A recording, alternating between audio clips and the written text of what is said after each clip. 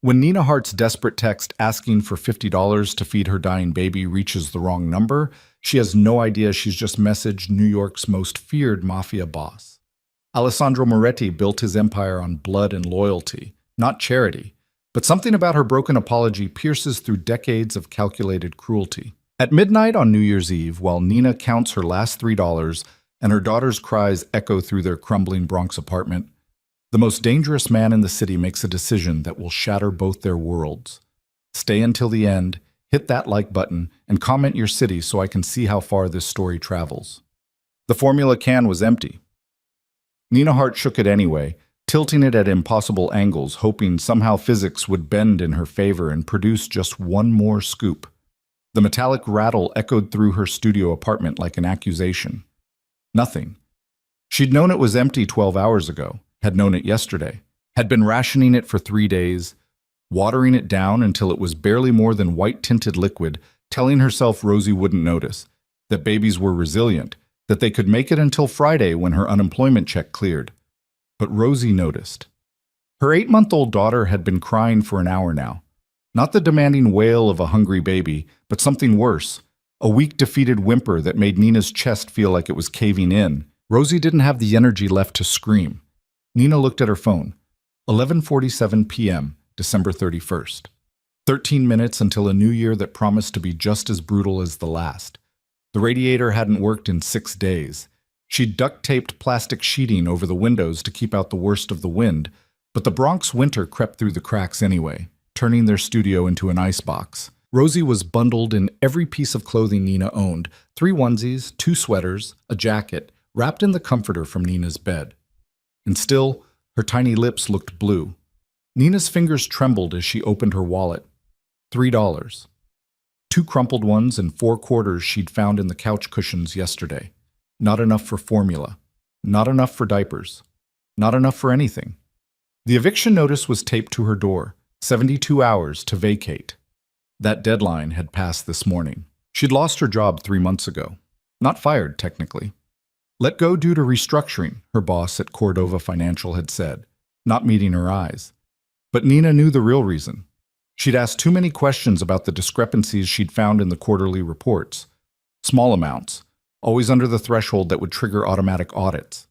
Patterns that didn't make sense unless someone was deliberately hiding money. She'd mentioned it to her supervisor once. Just once. 2 weeks later, she was unemployed. The blacklist in New York's financial sector was invisible but absolute. Every application went unanswered. Every interview ended with a polite rejection. The few headhunters who'd once courted her stopped returning her calls. Her savings had lasted 6 weeks. Her credit cards bought her another month. After that came the pawn shop, her laptop, her jewelry, her mother's wedding ring that was supposed to go to Rosie someday. Then came the shame of food stamps and WIC offices, of caseworkers who looked at her with exhausted pity, of waiting rooms that smelled like desperation and industrial cleaner. She'd sold everything that wasn't essential. The crib, the stroller, the baby swing. Now Rosie slept in a laundry basket padded with towels, and Nina carried her everywhere in an improvised sling made from bed sheets. And still, it wasn't enough. Rosie's whimper cracked into a weak cry. "I know, baby, I know." Nina rocked her gently, feeling the sharp edges of her daughter's ribs through the layers of clothing. When had she gotten so thin? When had Nina stopped being able to pretend everything was fine? Her phone sat on the counter, screen dark. She'd sworn she wouldn't do this, had promised herself that rock bottom would be the moment she stood up, not the moment she begged. But what was pride worth when measured against her daughter's life? Nina reached for the phone with shaking hands. There was one number she hadn't tried, one person who might help without judgment, who'd helped her before when she'd first gotten pregnant and didn't know where to turn. Margaret Torres had run the women's shelter on 149th Street, where Nina had stayed for 2 months during her pregnancy. Margaret had been the one to help her find this apartment, to navigate the maze of assistance programs, to teach her that asking for help wasn't weakness. Margaret had given Nina her personal cell phone number. "For emergencies only," she'd said. "I don't give this to everyone. But you're going to make it, honey. I can tell." Nina had saved that number in her phone under Angel. She pulled up the contact, her vision blurring with tears. 11:52 p.m. Her fingers hovered over the keyboard. What was she supposed to say? How did you ask someone to save you at midnight on New Year's Eve? She started typing. Margaret, I'm so sorry to text so late. I know you don't know me anymore, and I swore I wouldn't ask for help again, but I don't know what else to do. Rosie hasn't eaten in hours, and I'm out of formula. I have $3 until Friday. I'm not asking for much, just $50 to get through the week. I'll pay you back. I promise I'll pay you back. I'm so sorry. I'm so sorry. She read it 3 times, each word feeling like pulling out her own teeth. Then she hit send before she could change her mind. The message showed as delivered. Nina waited, Rosie's weak cries the only sound in the apartment besides the wind rattling the plastic-covered windows. 1 minute passed. 2. 5. Of course, Margaret wasn't awake. It was almost midnight on New Year's Eve. Normal people were at parties or at home with their families, counting down to champagne and hope and new beginnings. Normal people weren't sitting in freezing apartments begging strangers for money to feed their babies. Nina's phone buzzed. Her heart stopped, but it wasn't a text back. It was a notification from her banking app, another overdraft fee. Her account was now negative $87. She almost laughed. Even her bank was kicking her while she was down. Rosie's cries had faded to small, hiccuping whimpers. Her eyes were closed, her tiny fists clenched against Nina's chest. That was worse than crying. That was surrender. No! Nina stood up, pacing the small space between her mattress on the floor and the kitchen counter. No, baby. Stay with me. Stay awake. Help is coming. Margaret's going to text back and we'll get you formula and everything's going to be fine. But her phone stayed silent. 11:57 p.m. Nina sank back down onto the mattress, pulling Rosie close. Her daughter was so small, so fragile. How had Nina let it come to this? She'd done everything right. Graduated from CUNY with honors. Worked her way up from an entry-level position at Cordova Financial to a junior analyst role.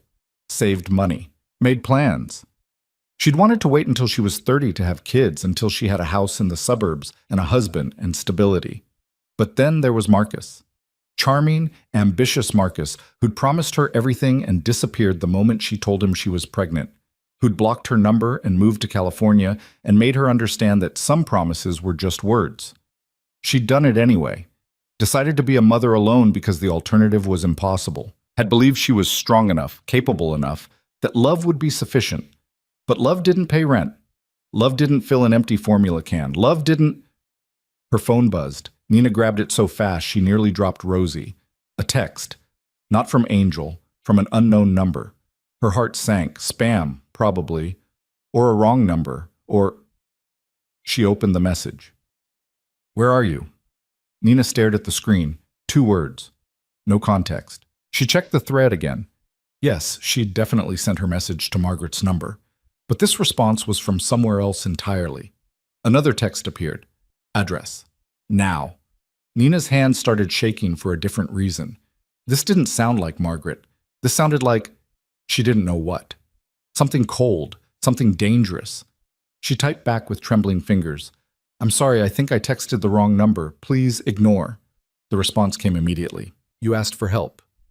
I'm offering. Address.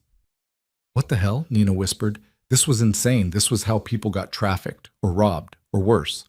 You didn't give your address to strange numbers who texted you at midnight on New Year's Eve. But Rosie whimpered against her chest, and Nina looked at the empty formula can, and the eviction notice, and the $3 that wouldn't save them. What did she have left to lose? She typed her address.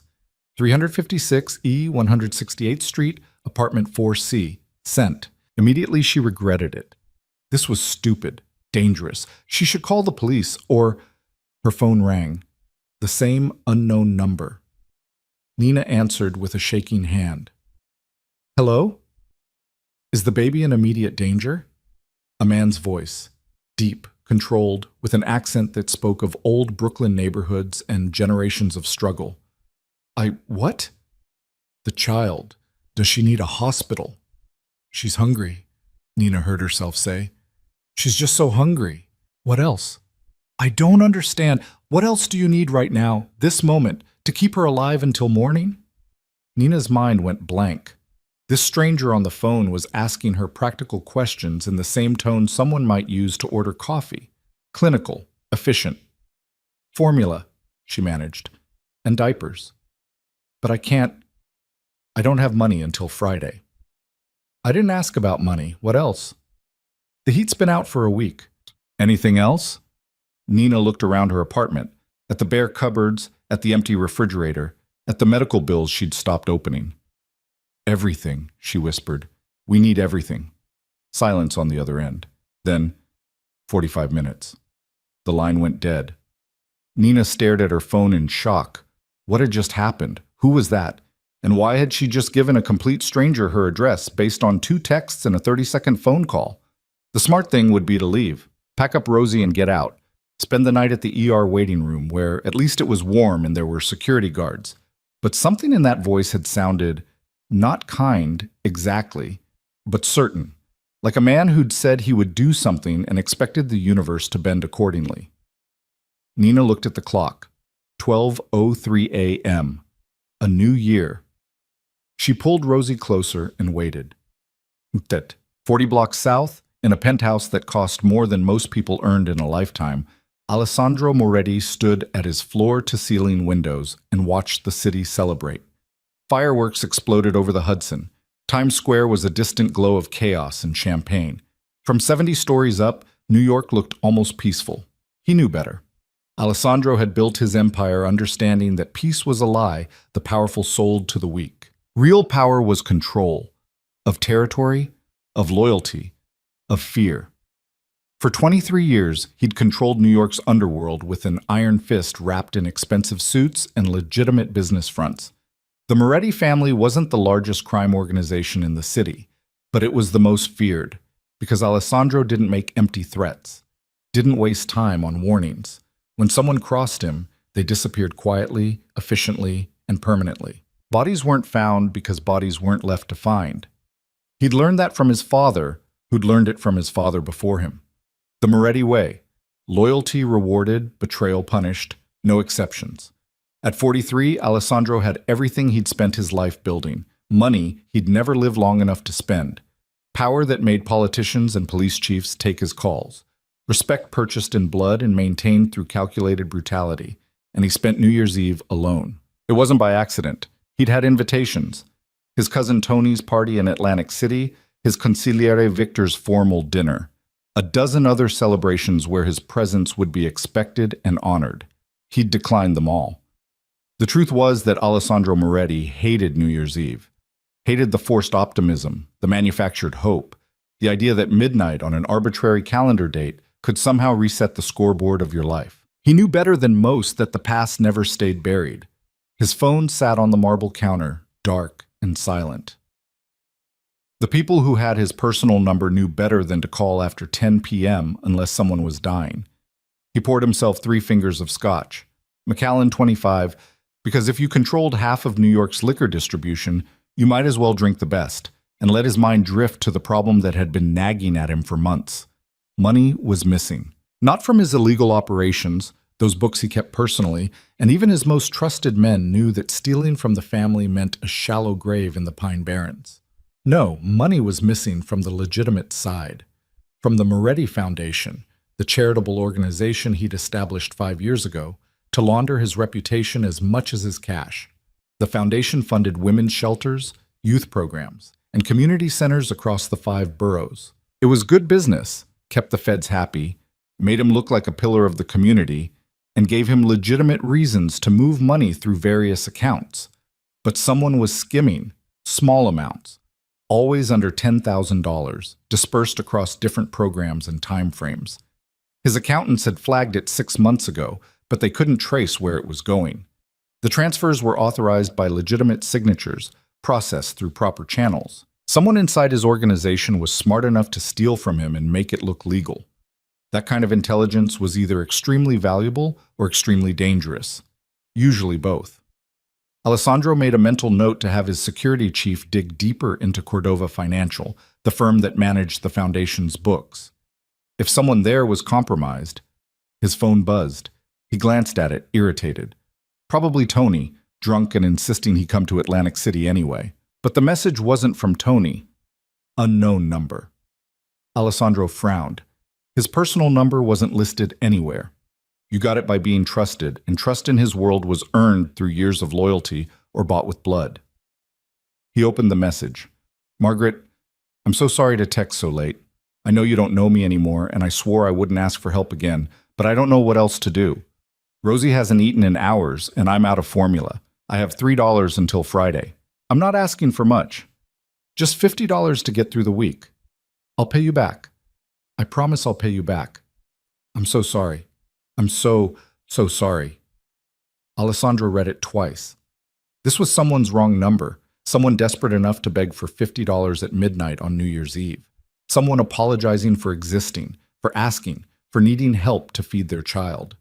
His first instinct was to delete it. His second was to trace the number and find out who the hell was texting him. But something about the message made him pause.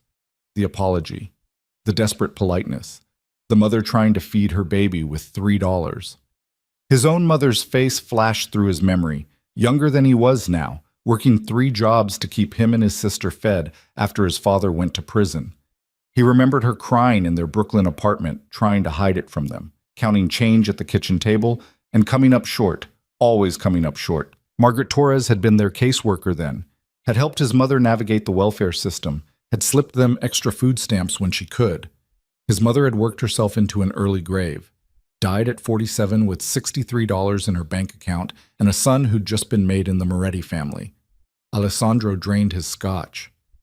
This wasn't his problem, wasn't his responsibility.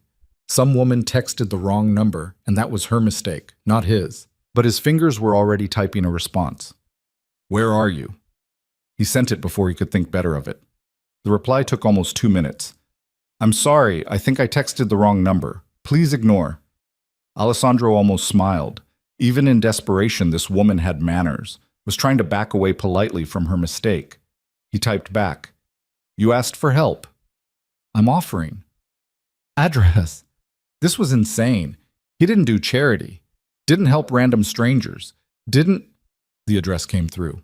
356E, 168th Street, Apartment 4C, the Bronx. Hunts Point area. One of the neighborhoods where his family had operations, where he'd grown up before they moved to Brooklyn. Alessandro pulled up his security network on his phone and ran the address. The building appeared on his screen, a deteriorating walk-up that should have been condemned a decade ago.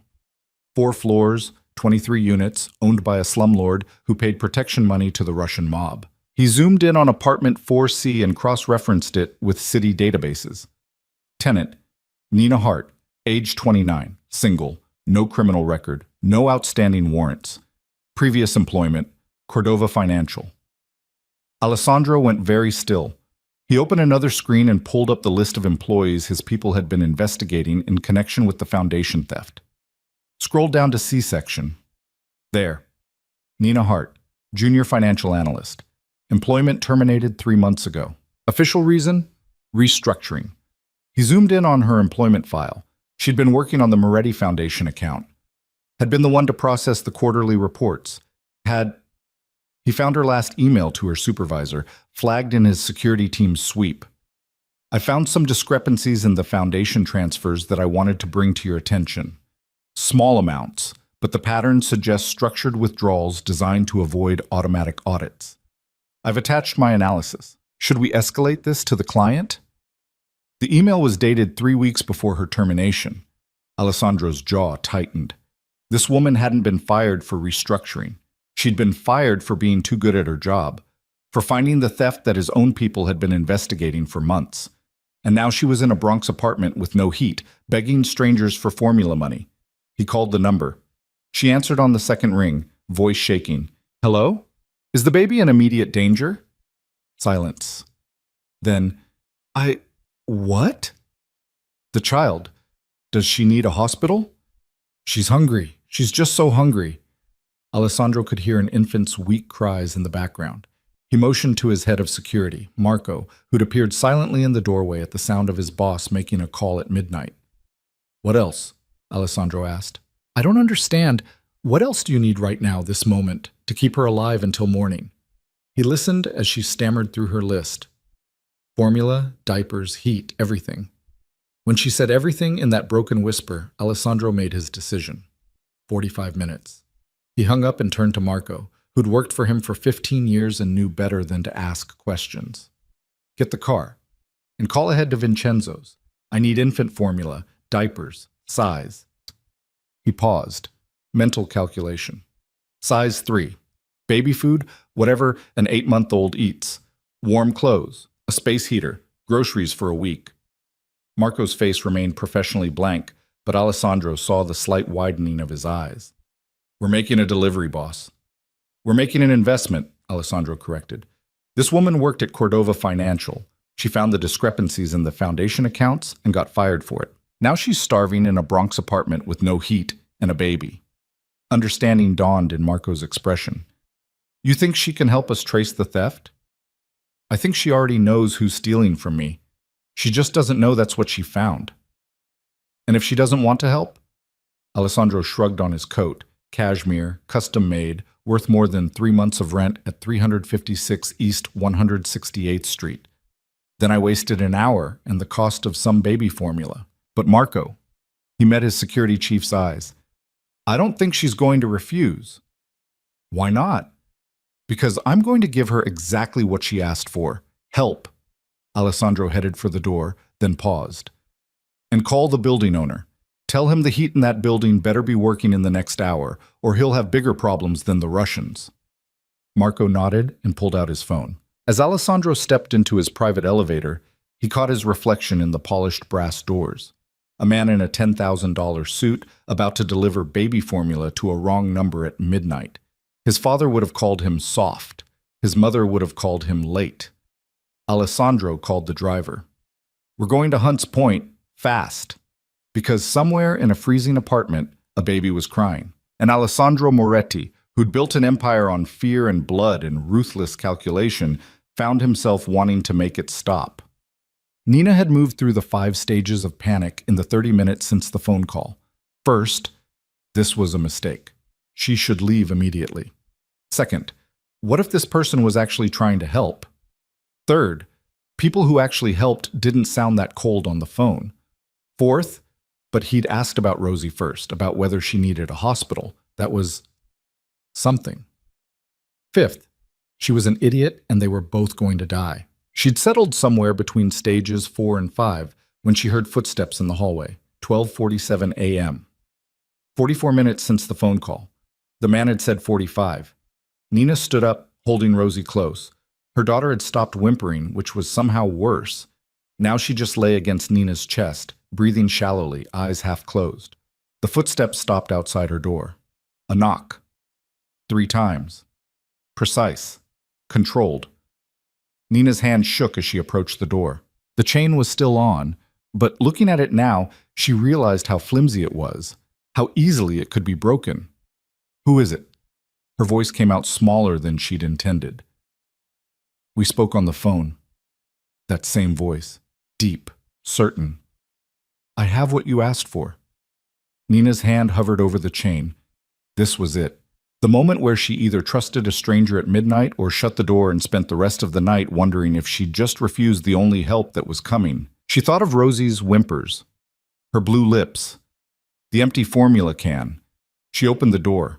The chain caught after 3 inches, and through the gap, Nina saw 2 men.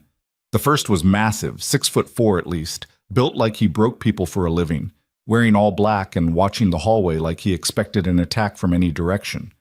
The second man was the one who'd knocked. He was tall but not giant, maybe 6'1", wearing a coat that probably cost more than Nina's nursing degree had. His hair was dark with silver at the temples, his face all sharp angles and careful control. He looked like he'd never smiled in his life and didn't miss it. His eyes were what stopped her. Dark, intelligent, completely unreadable. This was not a man who delivered baby formula. This was a man who gave orders and expected the world to comply. Nina Hart. It wasn't a question. She nodded, unable to speak. He held up 2 shopping bags from a store Nina recognized, Vincenzo's, the Italian market on Arthur Avenue that she'd walked past 100 times but never entered because everything in the window had price tags that made her laugh. May I come in? Every instinct screamed no. Nina opened the door. The 2 men entered her tiny apartment, and suddenly the space felt even smaller. The massive one, bodyguard, had to be, did a quick sweep of the room, checking the bathroom, looking out the window, professional and thorough. The man in the expensive coat set the bags on her counter and turned to look at Rosie. His expression didn't change, but something shifted in his eyes. How long since she ate? 18 hours, Nina's voice cracked. Maybe 20. I tried to make the formula last, but where's your kitchen? Nina gestured at the counter behind him. Kitchen was a generous word for a hot plate and a mini fridge. He pulled items from the bags with practiced efficiency. Formula. The expensive kind. The organic stuff Nina had priced once and nearly cried at. Bottles. Pre-made formula in single-serve containers. You know how to mix this? He asked. Yes, but he was already opening a pre-made bottle, testing the temperature on his wrist like he'd done it 1,000 times. Give her to me. Nina's arms tightened around Rosie automatically. The man noticed. Of course he did.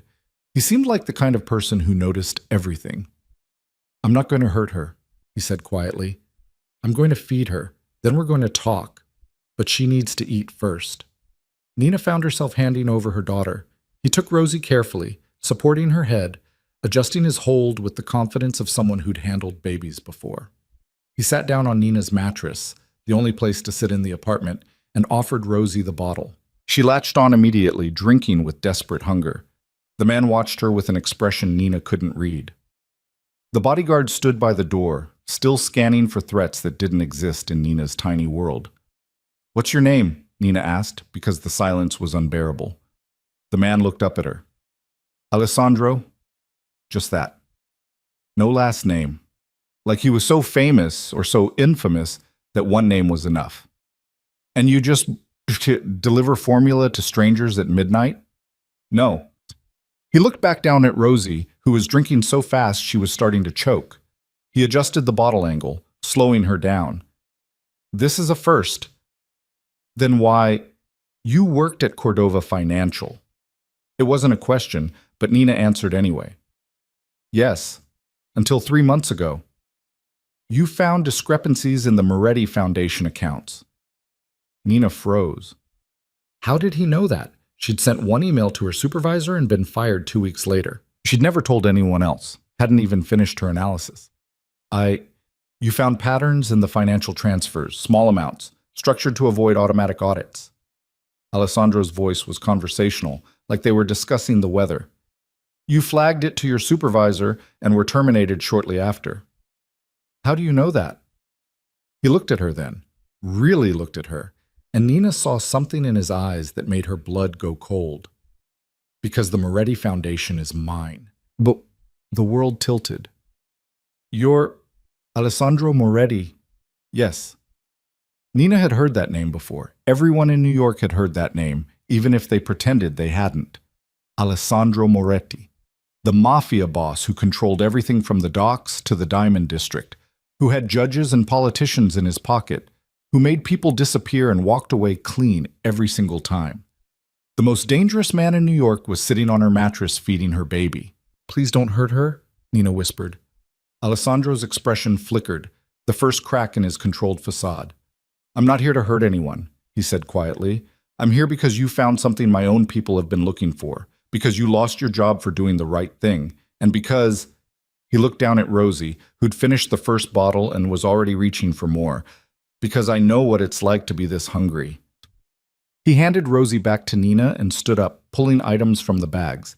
Diapers, baby food, wipes, medicine. More formula than Nina could afford in 6 months. Then food. Real food. Bread, cheese, fruit, pasta, sauce. Things Nina hadn't eaten in weeks. There's a space heater in the other bag, Alessandro said. Marco will set it up. Your building's heat should be working within the hour. How? I called the owner, explained that it was in his best interest to fix it immediately. Nina could imagine what that conversation had sounded like. Alessandro pulled out a chair at her counter, she only had one, and sat down, motioning for her to do the same. Nina sat on the mattress, holding Rosie, who was finally, blessedly, falling asleep with a full stomach. I need your help, Alessandro said. My help? Nina's voice came out as a squeak. With what? Finding who's stealing from my foundation. You already did half the work. Now I need you to finish it. I can't. I was fired. I don't have access to any files. You'll have access to everything you need. You'll work directly under my protection, with full authorization to review any financial records related to the foundation. I don't understand. Why me? Alessandro leaned forward slightly, and even that small movement carried weight. Because you found the pattern when no one else did. Because you cared enough to flag it even though it cost you your job. And because... His voice dropped lower. The person stealing from me is someone on the inside, someone trusted. I need someone I know isn't compromised. You don't know me at all. I know you're desperate enough to text a wrong number at midnight begging for $50. I know you lost your job for being honest. I know you're willing to starve yourself to keep your daughter alive. His eyes held hers. That tells me everything I need to know about your character. Nina looked down at Rosie, asleep finally, her tiny chest rising and falling steadily. And if I say no, then I leave. The formula and food are yours regardless. Your heat will work, and you'll never see me again. That's it? No threats? No consequences? Something almost like a smile crossed Alessandro's face. I don't threaten people, Nina. I make offers. You're free to refuse. But they both knew she wouldn't. Because rent was due and Rosie needed food, and Nina had exactly $3 to her name. Because working for Alessandro Moretti, no matter how dangerous it might be, was better than watching her daughter starve. What exactly would I be doing? Forensic accounting, tracing the stolen money, finding out who authorized the transfers and where they're going, everything you were already doing before you got fired. And when we find them, Alessandro's expression went very cold. That will be my concern, not yours. Nina should have been terrified, should have thrown him out and taken her chances with the streets. Instead, she heard herself asking, when do I start? Tomorrow, 9 a.m. Marco will pick you up. He'll drive you to my office and you'll have access to everything you need. In the meantime, Alessandro stood up, buttoning his coat. Get some rest.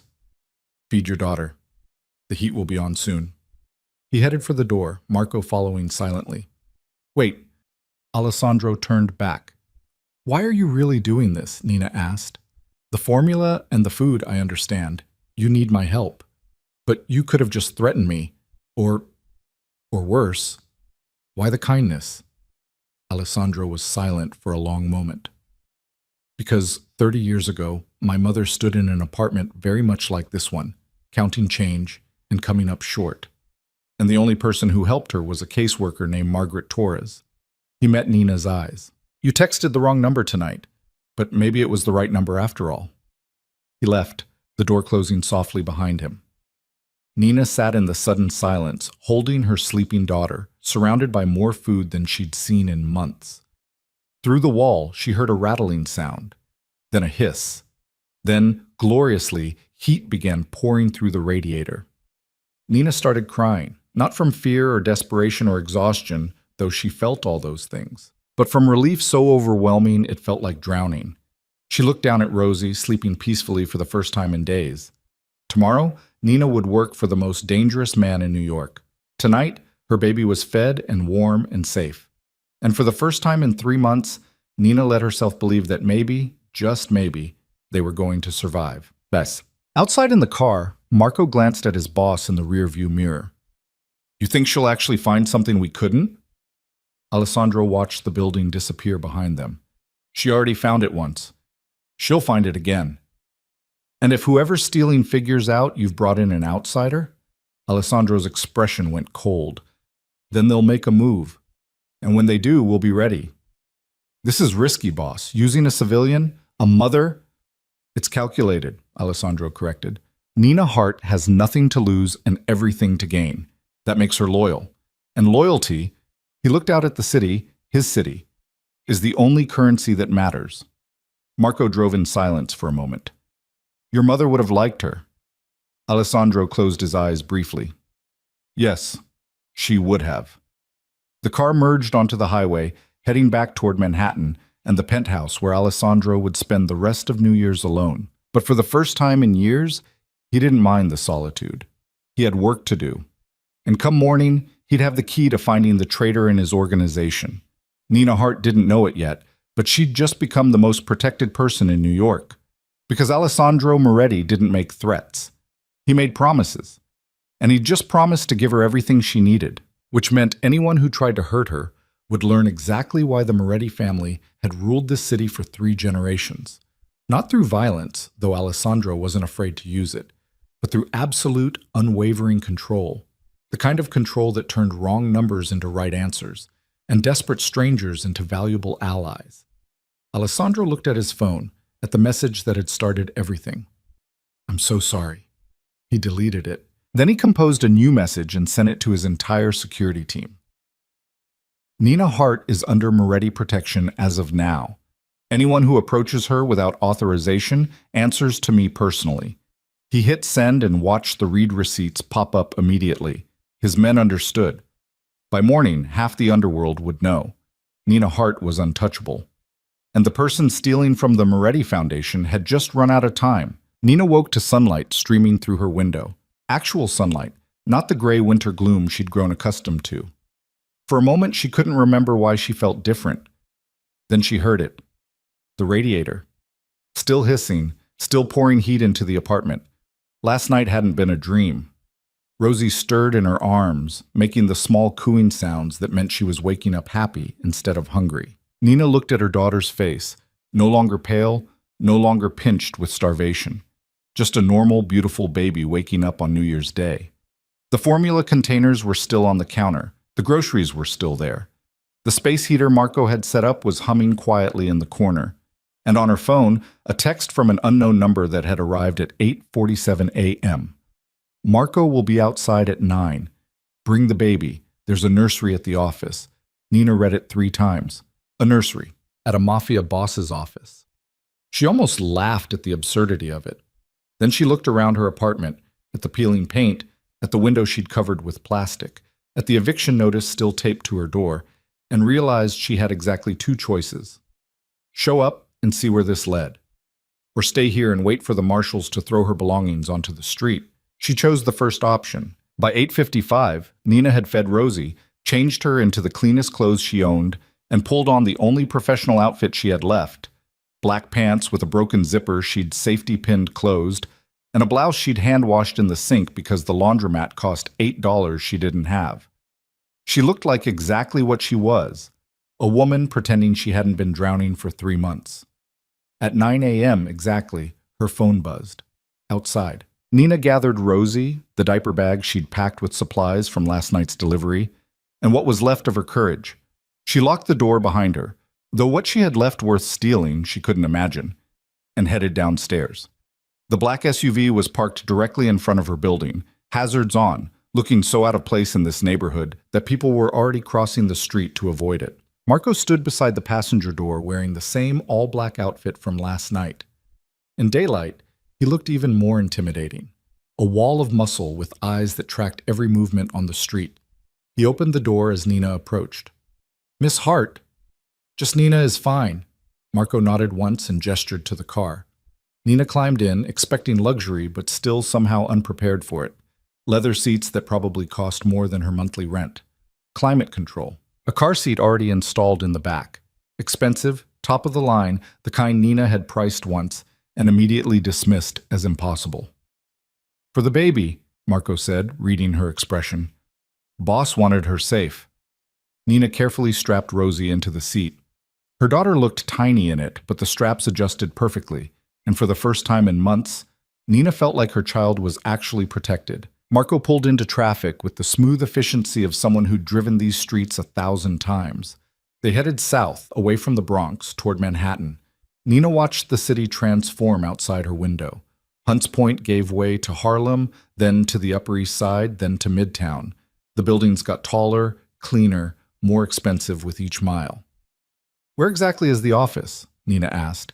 "Moretti Tower, financial district." Of course, Alessandro Moretti had his own tower. And this nursery, fully staffed, background checked. The boss's cousin has 3 kids. She set it up 2 years ago so she could work without worrying. Marco glanced at her in the rearview mirror.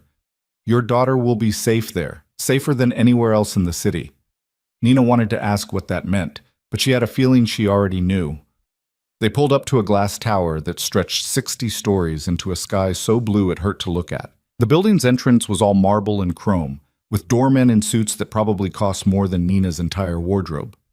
Marco parked in a private garage beneath the building and led Nina to an elevator that required a key card to operate. They rode up in silence, Rosie babbling happily in Nina's arms, completely unaware that they were entering a world that didn't normally admit people like them. The elevator opened directly into a penthouse office suite. Floor-to-ceiling windows overlooked the city. The furniture was modern and minimal, all clean lines and expensive materials. Everything was white or chrome or glass, creating a space that felt more like an art gallery than an office. A woman in her mid-30s stood by the windows, talking on her phone in rapid Italian.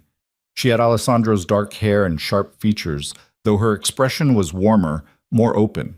She ended her call as Nina stepped out of the elevator. "You must be Nina. I'm Sofia Moretti-Cross, Alessandro's cousin." She moved forward with the easy confidence of someone who'd never doubted her place in the world. "And this must be Rosie. Oh, she's beautiful." Nina found herself relaxing slightly.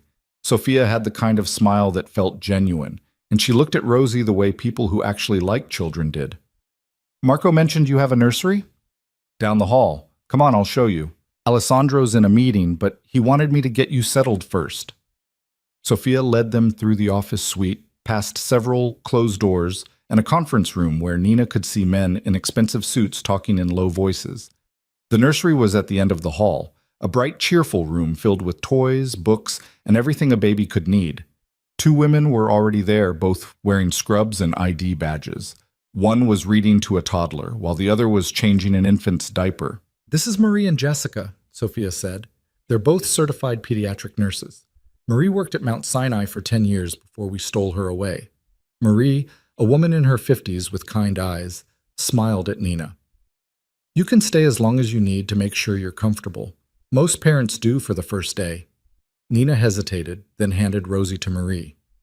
Her daughter went easily, already reaching for a stuffed animal Marie held. "We'll take good care of her," Jessica said. She couldn't have been more than 25, with a bright smile and a gentle manner. "There's a camera system. You can check on her anytime from your phone." Sofia pulled out her own phone and showed Nina. The app was already open, showing a live feed of the nursery from multiple angles. "I'll send you the login. You can watch her all day if you want." "I did for the first month with my oldest." Sofia laughed. "Drove the staff crazy, but Alessandro didn't care. Said if it made me feel better, I should do it." Nina watched Rosie on the screen, already content in Marie's arms. "Thank you," she whispered. "Don't thank me. Thank Alessandro. He's the one who insisted on building this place." Sofia touched Nina's arm gently. "Come on, he's ready for you." They walked back through the office suite to a set of double doors at the far end.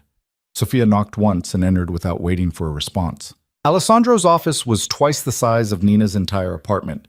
The same floor-to-ceiling windows, the same expensive minimalism, but with a massive desk that looked like it had been carved from a single piece of black marble.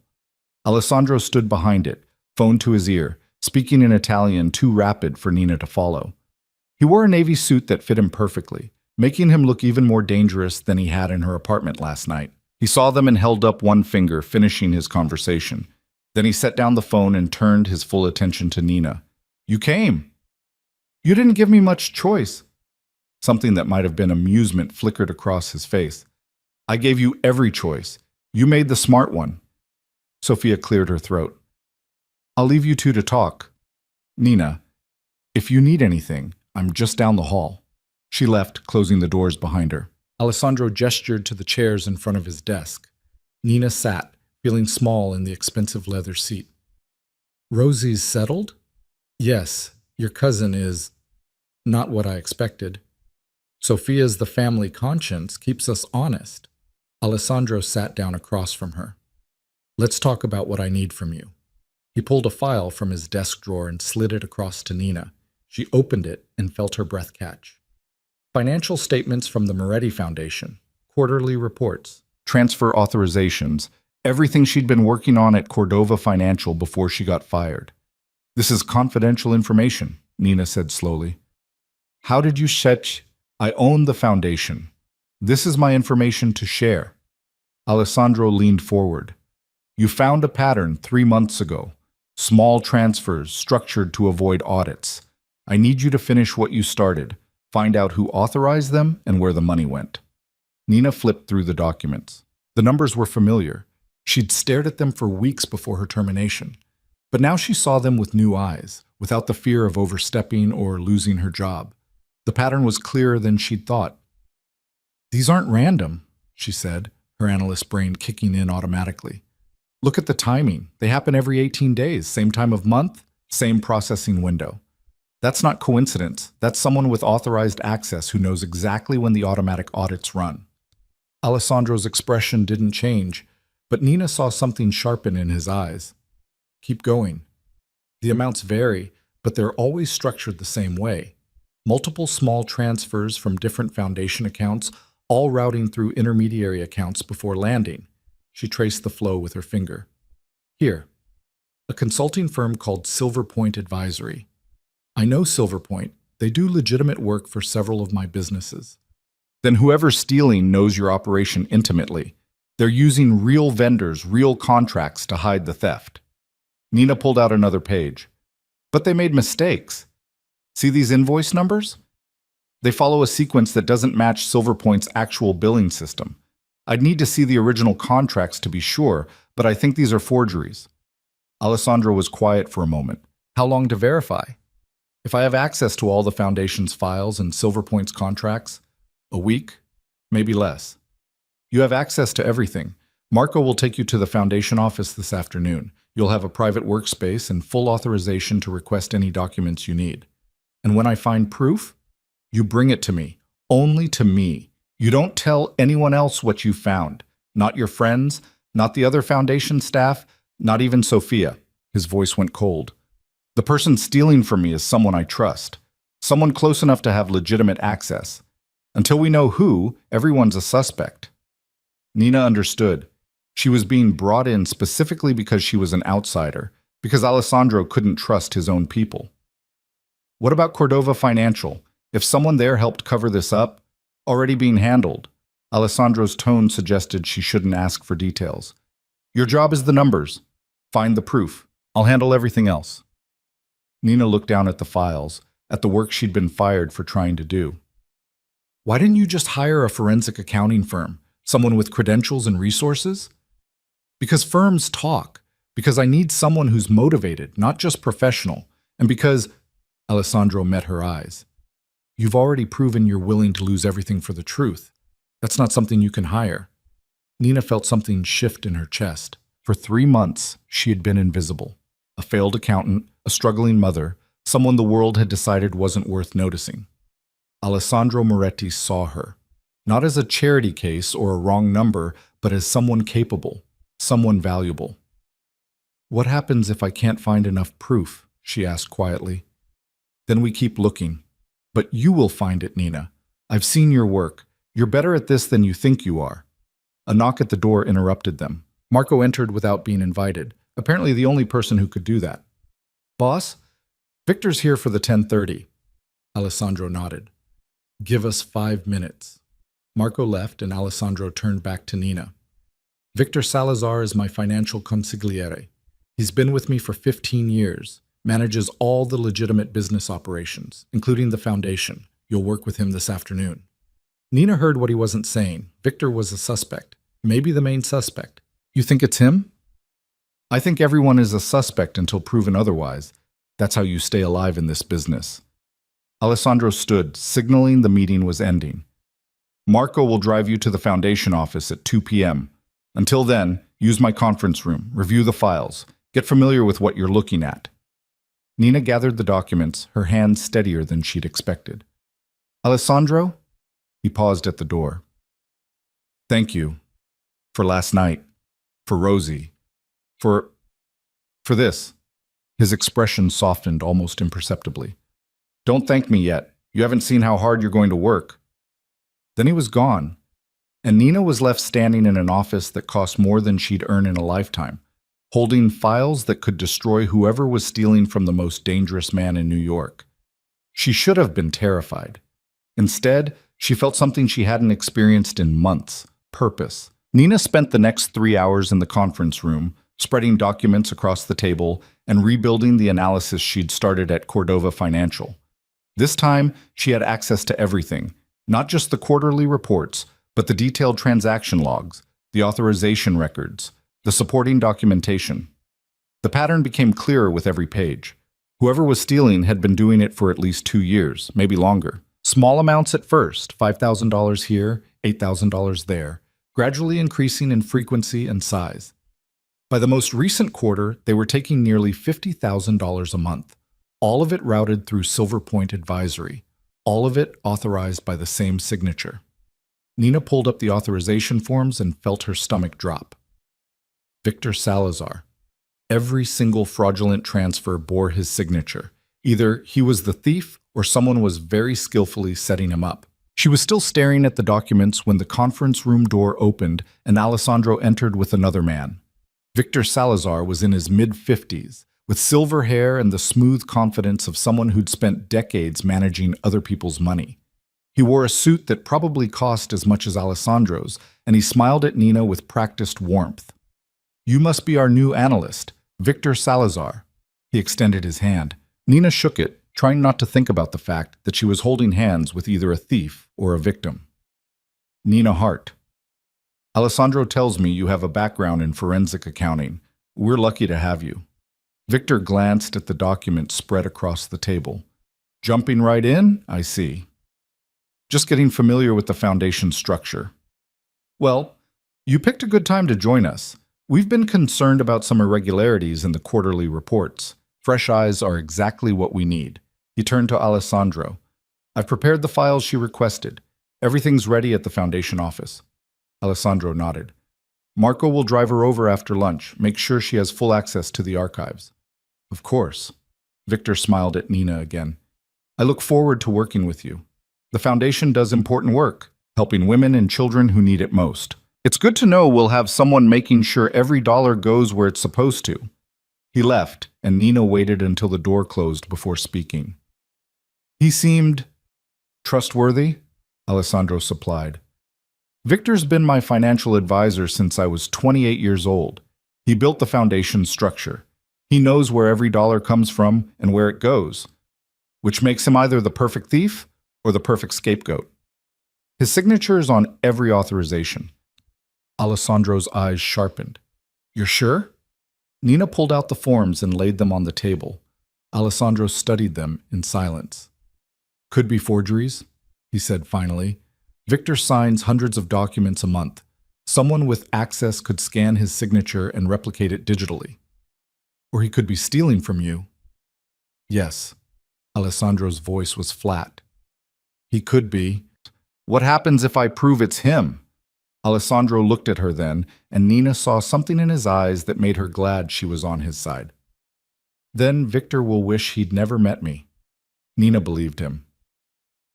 The foundation office was in a restored brownstone in Brooklyn, 20 minutes from Alessandro's tower. Marco drove her there in silence, with Rosie sleeping peacefully in her car seat. The building was beautiful, all original woodwork and high ceilings, converted into modern office space while preserving its historic character. The staff was small, maybe a dozen people working quietly at desks and in small conference rooms. A woman in her 40s met them at the entrance. She had tired eyes and the kind of practical efficiency that came from years of nonprofit work. "You must be Nina. I'm Teresa Maldonado, the foundation director. Victor called ahead, said you'd need access to our files." "Just the financial records, transaction logs, contracts, authorization forms." Teresa led her to a small office at the back of the building. It was cramped but private, with a desk, a computer, and 4 filing cabinets that looked like they'd been there since the building opened. "Everything from the last 5 years is in here. Older records are in the basement if you need them." Teresa paused. "Can I ask what you're looking for?" Nina chose her words carefully. "Just doing a routine audit, making sure everything matches up." Teresa's expression suggested she didn't believe that for a second, but she nodded anyway. "Well, if you find anything that needs fixing, I'm happy to help. This foundation means everything to the women we serve. We can't afford any problems." She left, and Nina got to work. The paper trail was extensive and meticulously organized. Every transaction had supporting documentation, invoices, contracts, payment authorizations, delivery confirmations. On the surface, everything looked legitimate, but Nina had learned to look beneath surfaces. She started with Silver Point Advisory's invoices, comparing them to the contracts on file. The discrepancies jumped out immediately. Invoice number SA-2847 for consulting services dated March 15th, but the contract it referenced was signed March 22nd. Someone had billed for services a week before the contract existed. Invoice number SA-3102 for program development with a contract that specified financial planning. Different services, same invoice number. 3 hours in, Nina had documented 15 separate instances of forged or backdated documents, all authorized by Victor Salazar's signature, all routing money to Silver Point Advisory. She was photographing the documents with her phone when someone knocked on her office door. Teresa stood there holding a cup of coffee. "Thought you might need this. You've been in here for hours." Nina accepted it gratefully. "Thank you." Teresa lingered in the doorway. "Can I ask you something?" "Of course." "Are we in trouble? The foundation, I mean. Is something wrong with our funding?" Nina saw the fear in her eyes. Teresa had probably worked here for years, had built relationships with the women they served, had dedicated her life to this work. "I can't discuss the details of the audit," Nina said carefully, "but I promise you, the Foundation's mission isn't in jeopardy. Mr. Moretti is committed to making sure it continues." Teresa's shoulders relaxed slightly. "Good, because the women who come here, they're at rock bottom, just like I was 10 years ago. This place saved my life. I couldn't stand it if something happened to it."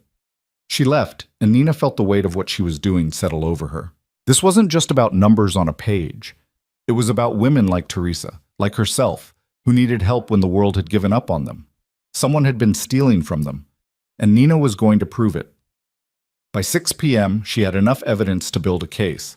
Forged invoices, backdated contracts, unauthorized transfers, all of it pointing to a systematic theft that had been going on for at least 2 years. The question was whether Victor was the thief or the patsy. Nina packed up her findings and texted Marco that she was ready to leave. He appeared within minutes, and they drove back to Manhattan in the gathering darkness. When they arrived at Alessandro's tower, the office was quieter. Most of the staff had gone home.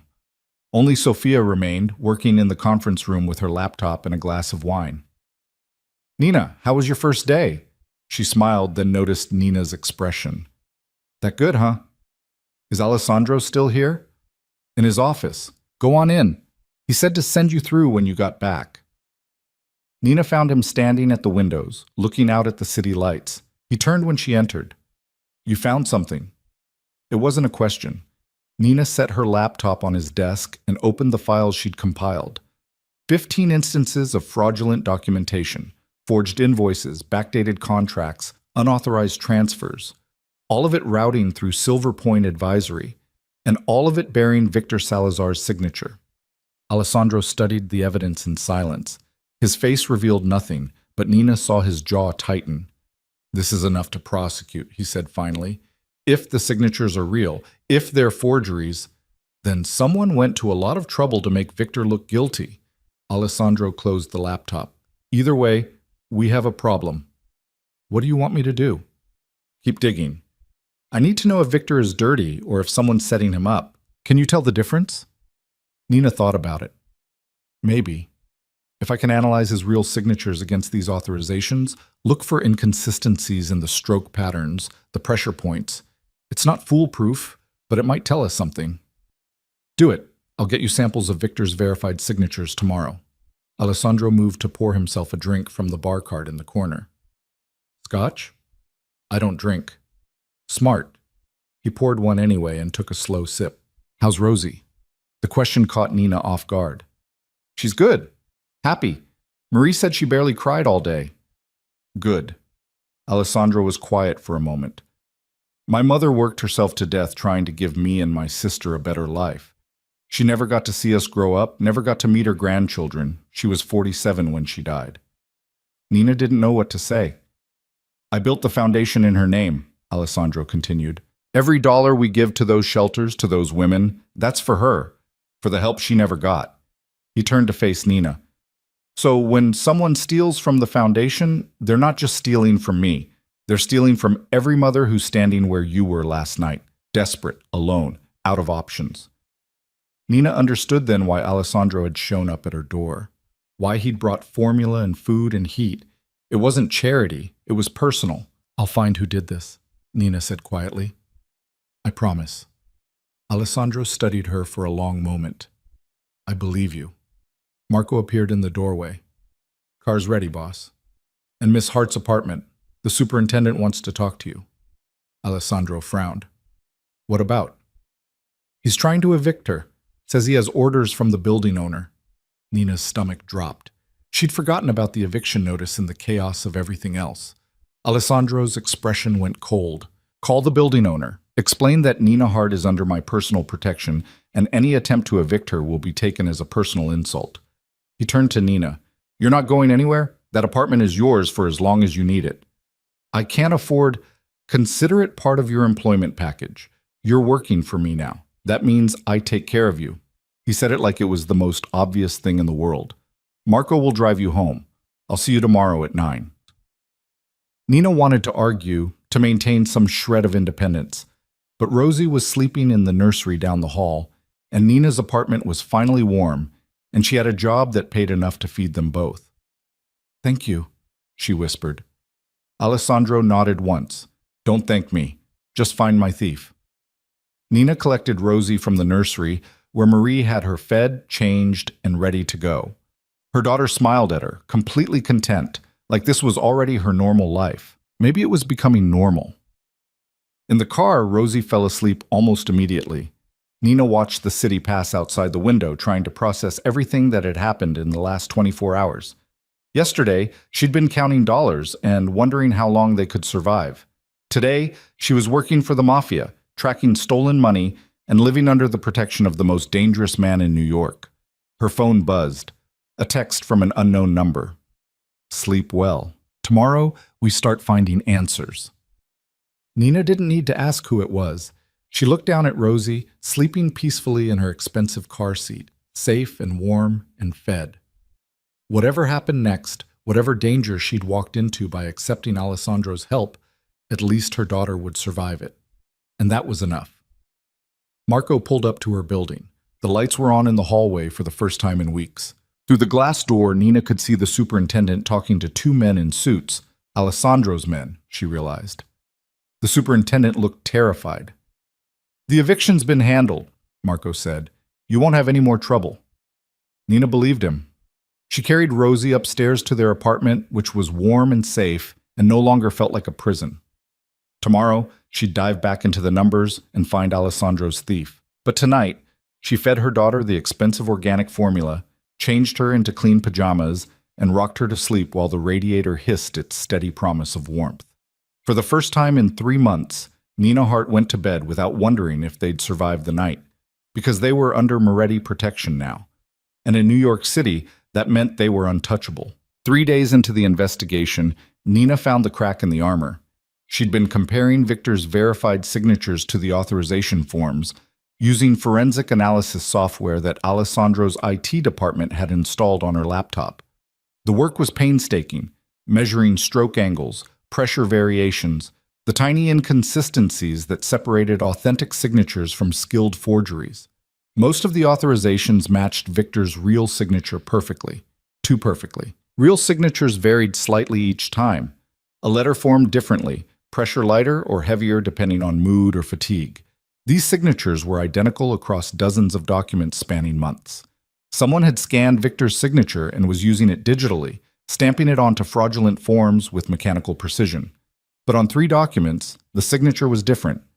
Nina zoomed in on the screen, her coffee growing cold beside her. These 3 signatures had variations. Small ones, barely noticeable, but there. A slightly different curve on the S in Salazar. The V tilted at a fractionally different angle. Someone had signed these documents by hand. Not Victor. The stroke patterns were wrong, the pressure too consistent, but someone practicing his signature, getting close but not quite perfect.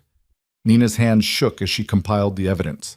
These 3 documents were all from the last 6 weeks. All authorized transfers over $15,000 to Silver Point Advisory.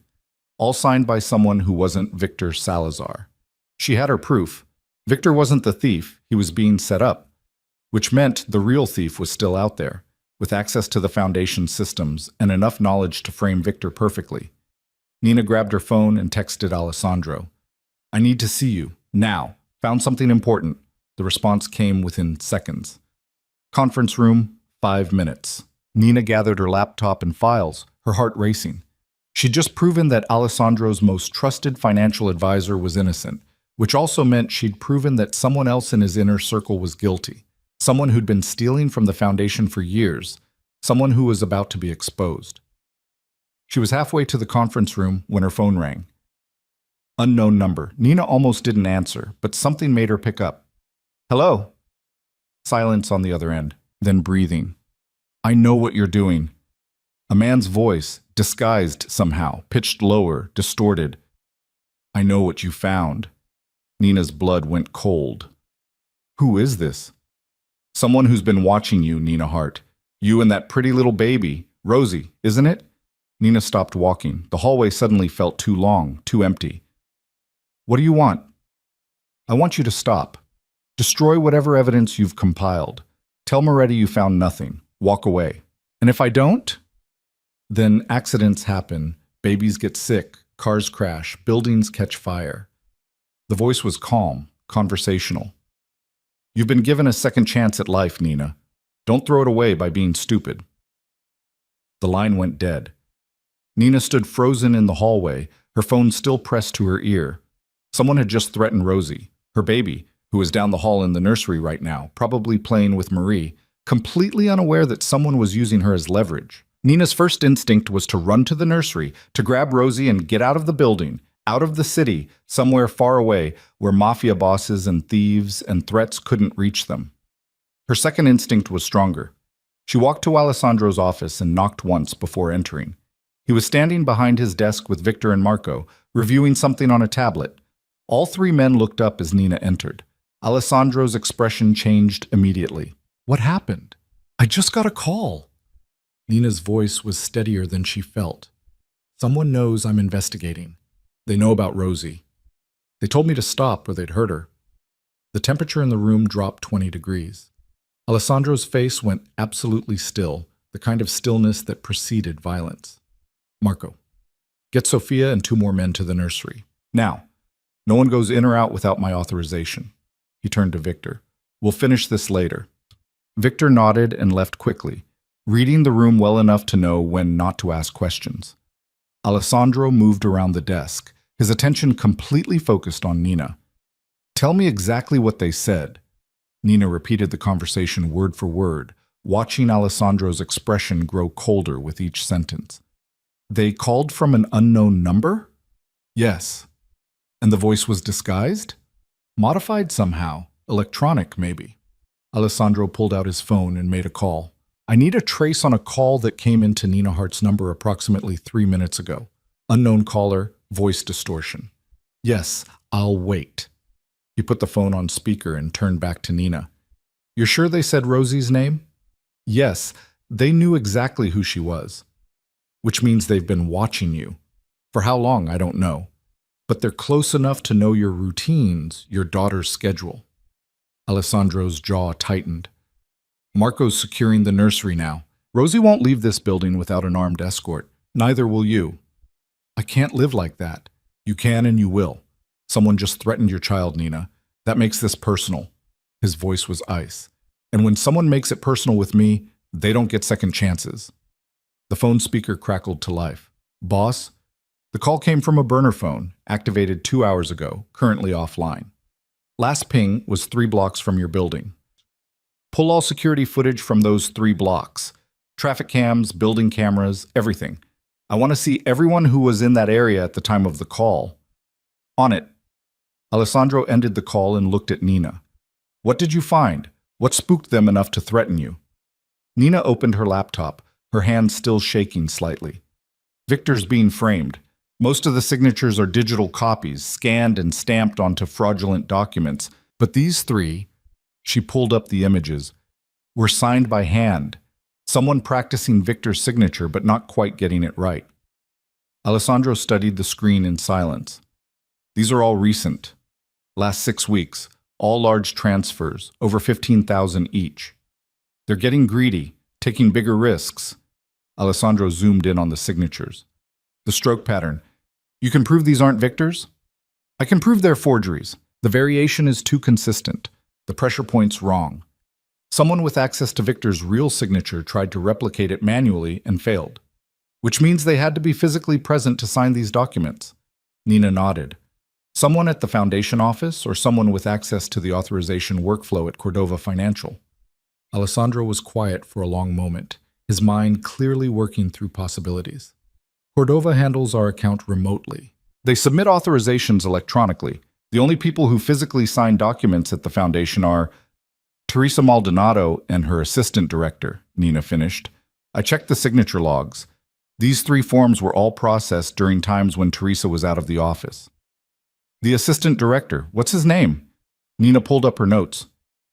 Raymond Chen. He's worked at the foundation for 3 years, came recommended by Victor. Alessandro's expression darkened. Marco. The security chief appeared so quickly he must have been listening from the hallway. Sir? I need everything on Raymond Chen. Employment history, financials, associates, where he lives, who he talks to. I want to know what he had for breakfast this morning. Already pulling it. Marco held up his phone. Should have a full workup in an hour. Good. And I want surveillance on him starting now. If he moves, I want to know where he goes. Marco nodded and disappeared again. Nina felt the weight of what was happening settle over her. She'd just put a target on Raymond Chen's back. If he was guilty, he'd pay for it. If he was innocent... What if I'm wrong? She asked quietly. What if it's not him? Alessandro looked at her, and for the first time, his expression softened slightly. Then we keep looking, but you're not wrong, Nina. Your instincts were right about the discrepancies at Cordova. They were right about the signature forgeries. They're right about this. He moved closer. Someone threatened your daughter because you're getting too close to the truth. That means we're on the right track. What happens when you find them? I make sure they never threaten anyone again. The way he said it made Nina believe him. Sophia appeared in the doorway, slightly out of breath. Rosie's secure. Marie's with her, and I've got 2 men stationed outside the nursery. No one's getting near her. Nina felt some of the tension leave her shoulders. Thank you. Don't thank me. Thank Alessandro for being paranoid enough to install a security system that could protect the Pentagon. Sophia smiled, but it didn't quite reach her eyes. You okay? I've been better. Yeah, I bet. Sophia glanced at Alessandro. You want me to take Nina to get some air? Maybe some lunch that doesn't come from the building cafeteria? Alessandro hesitated, then nodded. Take Marco with you. And stay in public places. Restaurants, shops, nowhere isolated. Got it. Come on, Nina.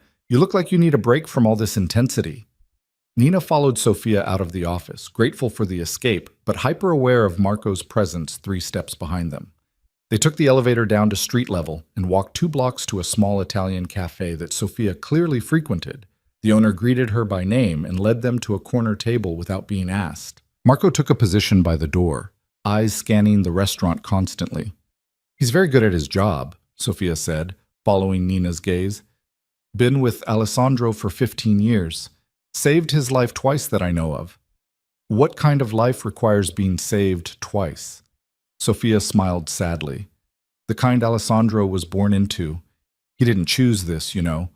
The family business, the violence, the constant looking over your shoulder. His father made him the heir before Alessandro was old enough to refuse. He could have walked away. Could he? Sophia stirred her espresso thoughtfully. When you're a Moretti, there's no walking away. You're either in or you're dead. Alessandro chose to be in, but he also chose to be different. The foundation, the legitimate businesses, trying to move the family towards something legal, that's all him. His father would have never approved. Nina thought about the man who'd shown up at her door with baby formula, who'd built a nursery in his office tower, who'd just threatened to destroy anyone who hurt her daughter. He's not what I expected, she admitted. He's not what anyone expects. That's what makes him dangerous. Sophia leaned forward. But Nina, he's protecting you because you matter to him, not just because you're useful. Alessandro doesn't do charity. If he's going this far to keep you safe, it's because he sees something in you. I'm just trying to survive. So is he. just on a much larger scale. Sophia paused as the waiter brought their food, pasta that smelled incredible and probably cost more than Nina's old weekly grocery budget. Can I give you some advice? Please. Trust him. I know that sounds crazy, trusting a man who runs half the criminal enterprises in New York, but Alessandro keeps his promises. If he says he'll protect you and Rosie, he will, no matter what it costs him. Nina wanted to believe that, but trust was a luxury she'd lost months ago when Marcus disappeared and Cordova fired her and the world proved it didn't care whether she survived. Still, she heard herself saying, "I'll try." They ate in silence for a few minutes. The pasta was as good as it smelled, and Nina realized she'd barely eaten real food in days. She'd been surviving on coffee and stress, forgetting that her body needed fuel too. "So tell me about Rosie," Sophia said, clearly trying to lighten the mood. "What's she like when she's not being threatened by financial criminals?" Nina smiled despite everything. "She's perfect, laughs at everything, loves music. She's just starting to pull herself up on furniture, so I think she'll be walking soon. My youngest did that. One day crawling, the next day cruising around the furniture like she owned the place." Sophia's expression turned wistful. "They grow up so fast. You think you'll remember every moment, but it all blurs together." "Do you bring your kids to the office?" "Sometimes. Alessandro doesn't mind, says it keeps everyone human, reminds us what we're actually working for." Sophia's phone buzzed. She glanced at it and her expression changed. "We need to go back." "What is it?" Marco found something. They left money on the table and walked quickly back to the tower. Marco stayed close, his hand inside his jacket where Nina knew he kept a gun. The thought should have terrified her. Instead, it made her feel safe. Back in Alessandro's office, they found him standing at his computer with Marco, both men focused on the screen with an intensity that made Nina nervous. "Raymond Chen," Alessandro said without preamble. 3 years at the foundation. Before that, he worked at a financial consulting firm that went bankrupt under suspicious circumstances. Before that, he was fired from 2 other nonprofits for performance issues. Marco pulled up a photo. Raymond was in his early 30s, Asian American, with an easy smile and expensive clothes. "His salary at the foundation is $48,000 a year," Marco continued. "But in the last 18 months, he's made deposits totaling over $200,000 into various personal accounts. Silver Point Advisory," Nina guessed. "He owns it, registered under his mother's maiden name to avoid easy detection. All the consulting fees the foundation paid went straight into his pocket." Alessandro's expression was carved from ice. "Where is he now?" "Still at the foundation office. Our surveillance team has eyes on him." "Good, keep him there." "I want to know the moment he tries to leave." Alessandro turned to Nina. "I need you to call Teresa. Tell her you need Raymond to pull some archived contracts for your audit. Keep him busy for the next hour." Nina's mouth went dry. "What are you going to do?" "I'm going to have a conversation with him, one that will clarify his choices." Alessandro's voice was perfectly calm, which somehow made it more frightening. "You don't need to be there for that part." "But, Nina." He looked at her directly. "Raymond Chen stole from women who have nothing. He stole from shelters that keep mothers and children alive. And this morning, he threatened your daughter." Something dangerous flickered in Alessandro's eyes.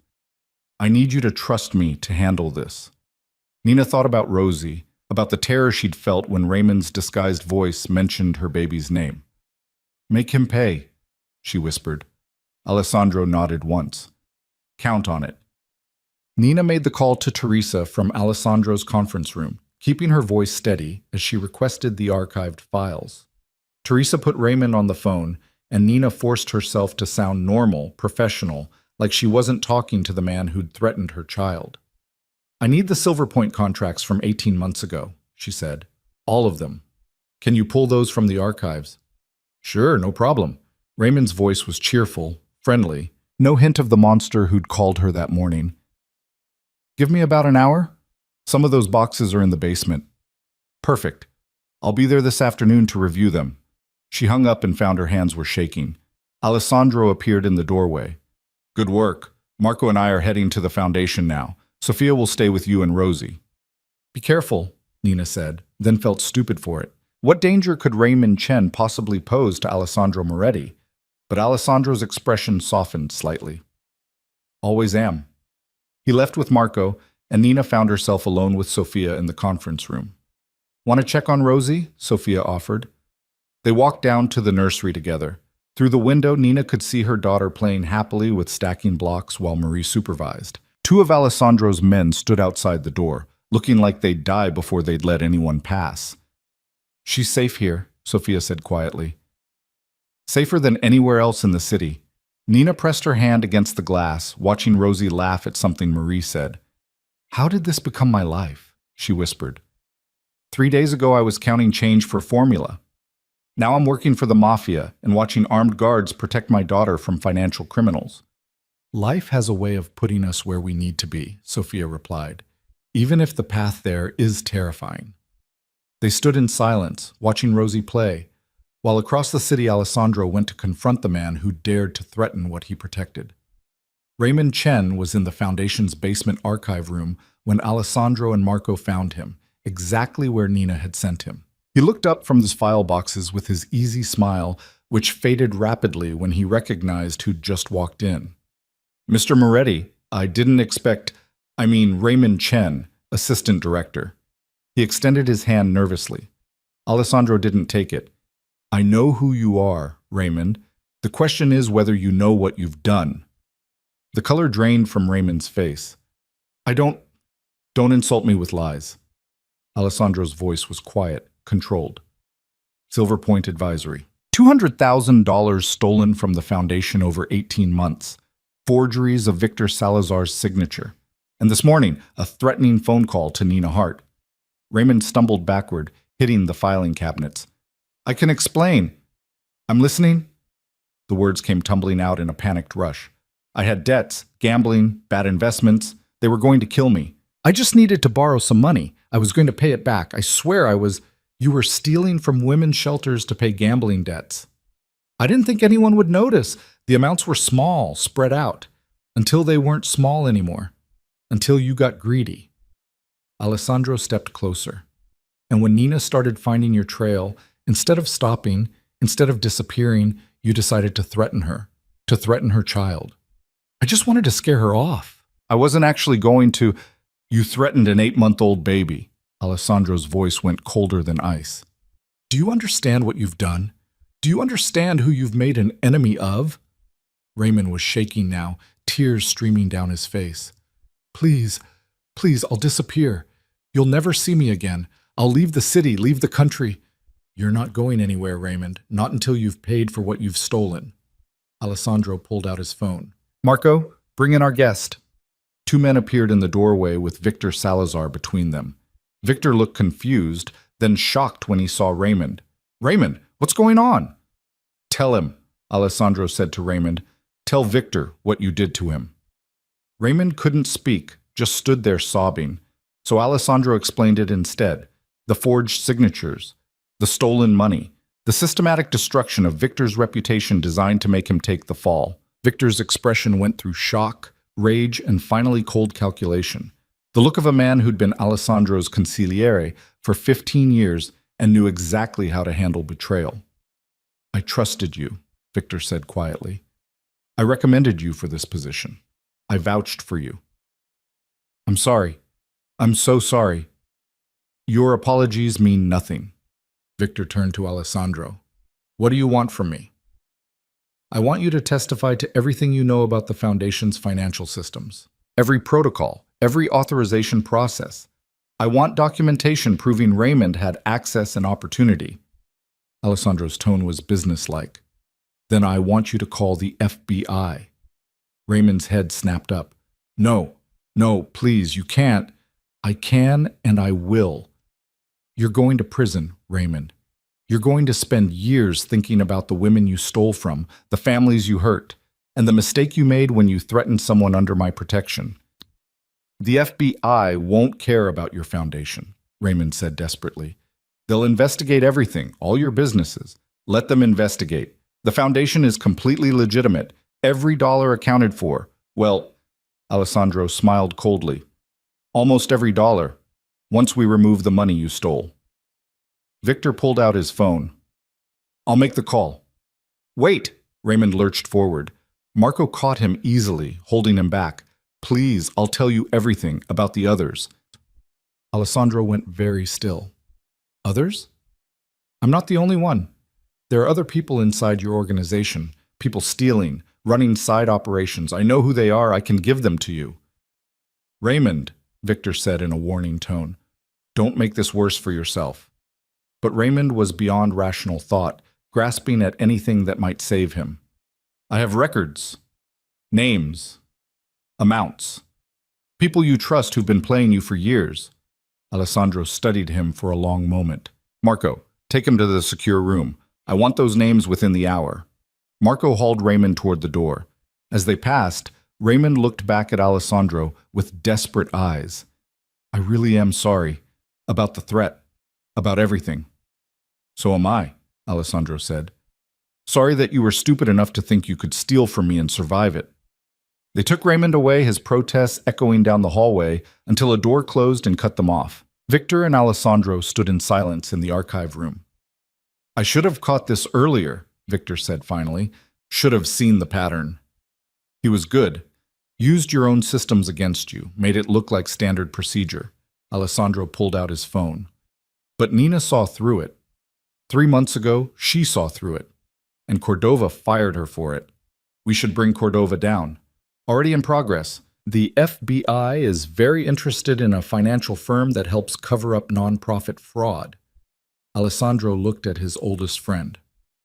I'm sorry I suspected you. You had to. In your position, I would have done the same. Victor managed a tired smile. But Alessandro, when you find the others Raymond mentioned, the people still inside your organization, what about them? Let me help. I've been managing your books for 15 years. If there are more thieves hiding in the numbers, I'll find them. Alessandro nodded. Then let's get to work. They left the foundation together, stepping out into the cold January afternoon. Alessandro's phone rang before they reached the car. Sophia. Raymond talked yet? She asked without preamble. Working on it. How's Nina? Anxious, wants to know what's happening. Tell her it's handled. Tell her Raymond Chen won't be threatening anyone ever again. Will do. Alessandro, she's stronger than she looks. You should let her see more of how this works. She's not part of this world, Sophia. I'm keeping her separated for a reason. Too late for that. The moment you walked into her apartment, you made her part of it. Might as well be honest about what that means. Alessandro considered this as Marco pulled the car around. His cousin had a point. Nina deserved to know what she'd gotten involved in, what protection under the Moretti name actually cost. Put her on the phone, he said. A moment later, Nina's voice came through, nervous and tight. Alessandro. It's over. Raymond confessed. He won't be making any more threats. What did you do to him?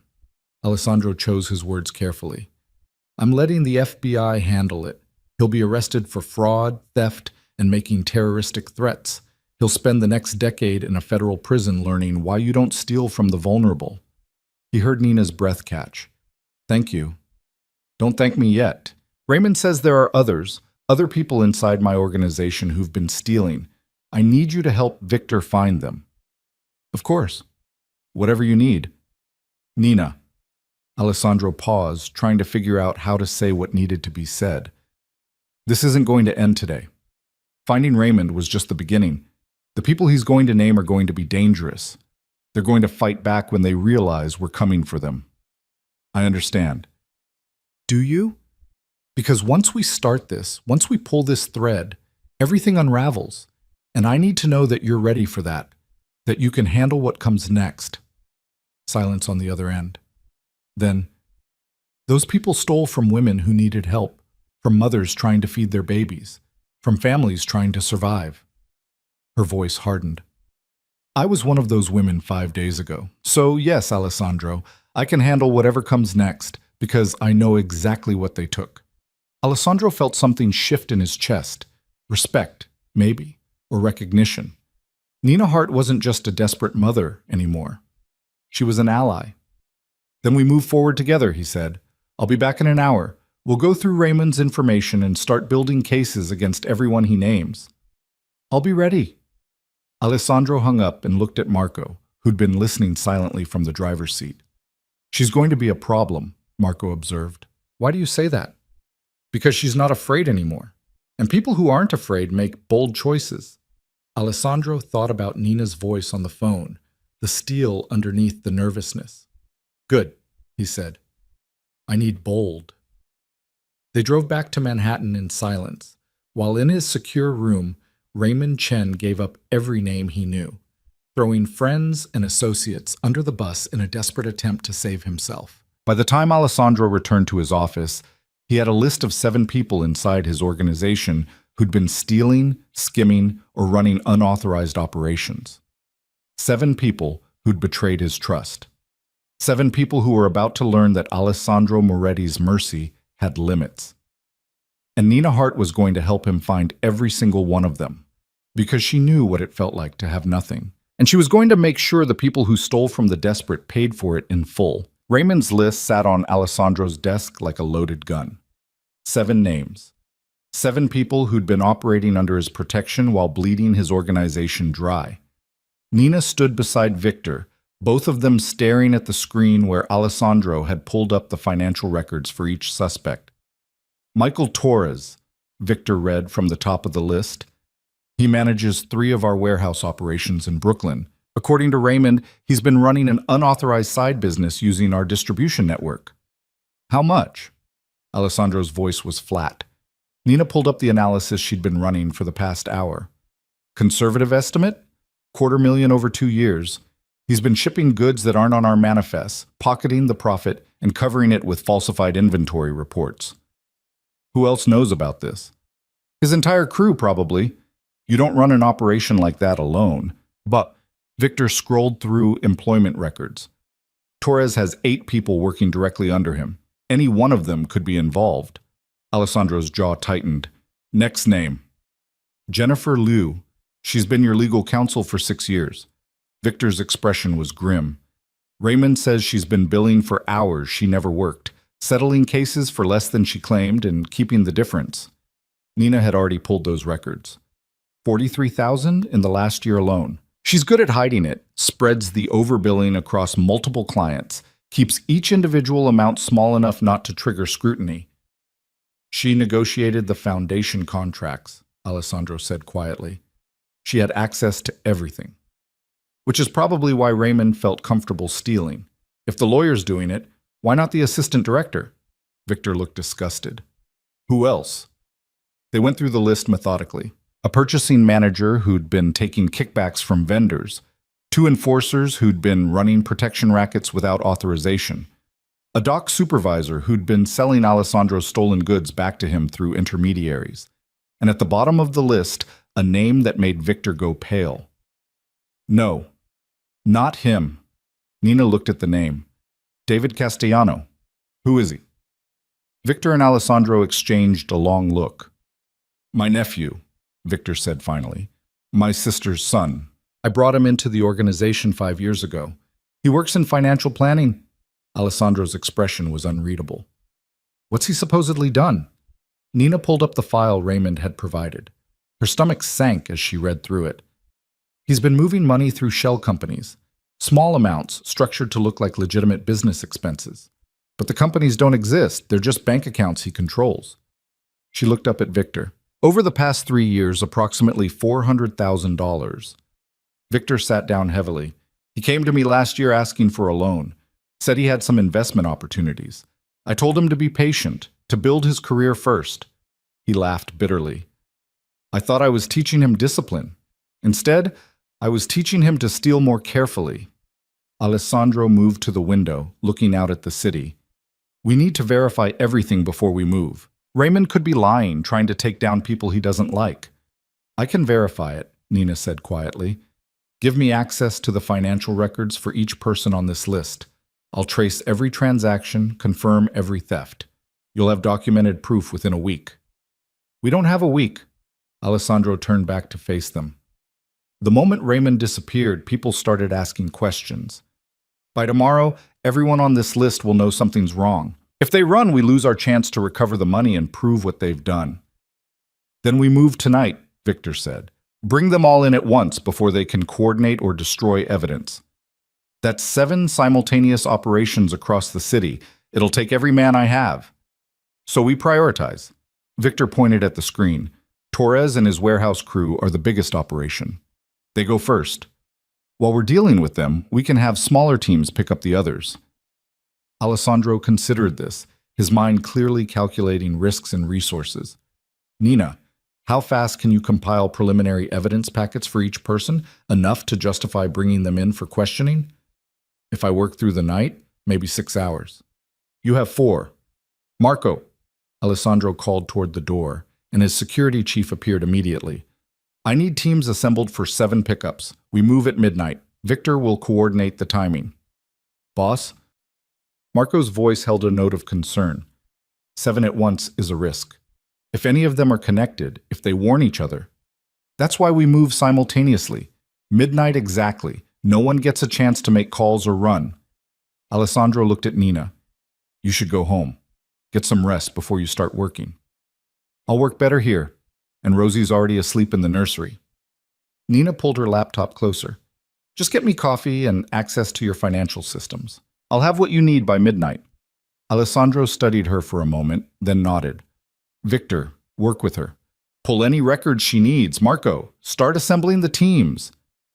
The office erupted into controlled chaos as Alessandro's organization mobilized. Nina dove into the financial records, her analyst brain cataloging patterns and anomalies with the same focus she'd brought to her job at Cordova Financial. But this time, there was no supervisor to question her, no boss to fire her for being too thorough. This time, she had unlimited access and explicit authorization to find the truth. The truth was damning. By 8 p.m., Nina had documented Michael Torres's unauthorized shipping operation with enough detail to fill a federal indictment. By 9 p.m., she'd traced Jennifer Liu's fraudulent billing through 3 years of legal invoices. By 10 p.m., she had financial trails leading to every person on Raymond's list. They'd all been stealing, some more cleverly than others, but all of them had betrayed Alessandro's trust for money. Here, Sophia appeared with fresh coffee and a sandwich. You need to eat something. Nina hadn't realized how hungry she was until the food was in front of her. Thank you. Alessandro says you're doing good work. Alessandro says a lot of things. Sophia smiled. He does, but he means this one. You found more in 6 hours than his entire security team found in 6 months. They weren't looking in the right places. No, they were looking at the numbers. You're looking at the people behind the numbers. There's a difference. Sophia sat down across from her. Can I ask you something personal? Sure. Why are you doing this? You could have taken the money Alessandro offered and walked away. Could have found a safer job somewhere else. Why stay and help him hunt down thieves? Nina thought about it while she ate. Because a week ago, I was counting change for baby formula and wondering if we'd survive the winter. And these people, she gestured at the screen full of evidence, they're stealing from women who are where I was, who are that desperate, that scared, that alone. Someone needs to stop them. And you think Alessandro's the one to do it? I think Alessandro's the only one who cares enough to actually do it. The FBI wouldn't investigate fraud at a private foundation. The police wouldn't prioritize financial crimes against nonprofits. But Alessandro, Nina looked toward his office, where he was coordinating the night's operations. He takes it personally. He does, because of his mother, because of what he saw growing up. Sophia paused. He told you about her? A little. She was a good woman, kind, worked herself to death trying to give him and his sister a better life. Alessandro swore he'd never let that happen to anyone else if he had the power to stop it. Sophia's expression turned sad. Sometimes I think the foundation is the only truly good thing he's ever done. Everything else, the businesses, the power, the control, it's all survival. But the foundation is redemption. Nina understood that better than Sophia probably realized. She'd been looking for redemption herself these past months, trying to prove she wasn't a failure just because she'd lost her job and couldn't make rent. Working for Alessandro had given her that chance. By 11 p.m., Nina had completed evidence packets for all 7 suspects. She printed them out. Alessandro preferred physical documents for important operations and assembled them in folders marked with each person's name. Victor reviewed her work with the careful eye of someone who'd been managing money for decades. This is excellent, detailed enough to prosecute, organized enough to present to anyone from the FBI to a jury. Think it'll hold up? I think it's better than what most federal prosecutors could compile in a month. Victor looked at her over his reading glasses. You're wasted in nonprofit accounting, you know that? You should be doing forensic work full-time. Maybe someday. Nina glanced at the clock. If we survive tonight. We'll survive. Alessandro doesn't take risks he can't control. At 11:45, Alessandro gathered everyone in the conference room. 12 men in dark clothes, wearing earpieces and carrying weapons they didn't bother to hide. Marco handed out assignments while Victor pulled up a map of the city showing where each target would be picked up. Torres is the priority, Alessandro said. He's got the biggest operation and the most people. Marco, you take 6 men and hit the warehouse. Bring Torres and anyone else who resists to the secure facility. Everyone else scatters. Let them go. We're making examples, not starting a war. Marco nodded. Victor, you handle your nephew personally. I want him brought in quietly. No drama, no scene. Just bring him here. Victor's face was stone, but Nina saw the pain in his eyes. Understood. Alessandro continued assigning targets. Each team had a specific person to collect, a specific location, a specific protocol. It was military precision applied to criminal justice, and Nina found herself impressed despite the circumstances. What about me? She asked when Alessandro finished. You stay here with Sofia. You've done your part. I want to see this through. Nina, these people threatened my daughter, stole from women who needed help.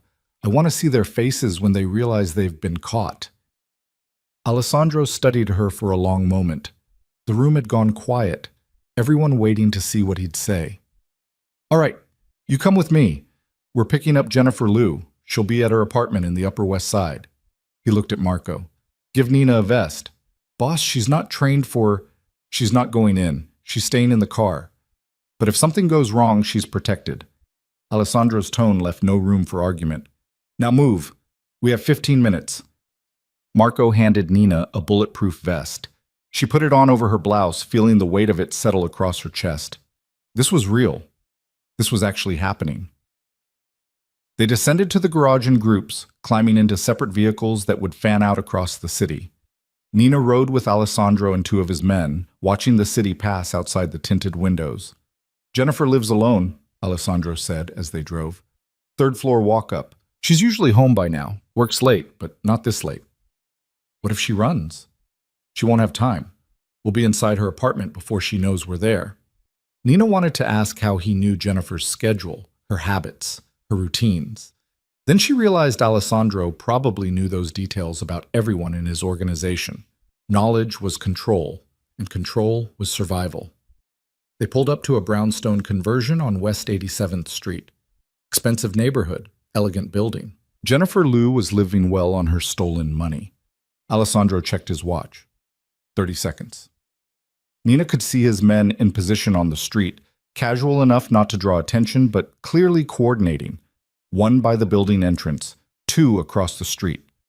Marco's voice crackled through Alessandro's earpiece, confirming the warehouse team was in position. Go, Alessandro said quietly. The man by the entrance moved inside. Alessandro and his second guard followed, leaving Nina in the car with the driver. Through the brownstone's windows, Nina could see lights on the 3rd floor, movement behind curtains. Then the lights went out suddenly, and she heard a woman's scream cut short. 5 minutes later, Alessandro emerged with Jennifer Liu between 2 of his men.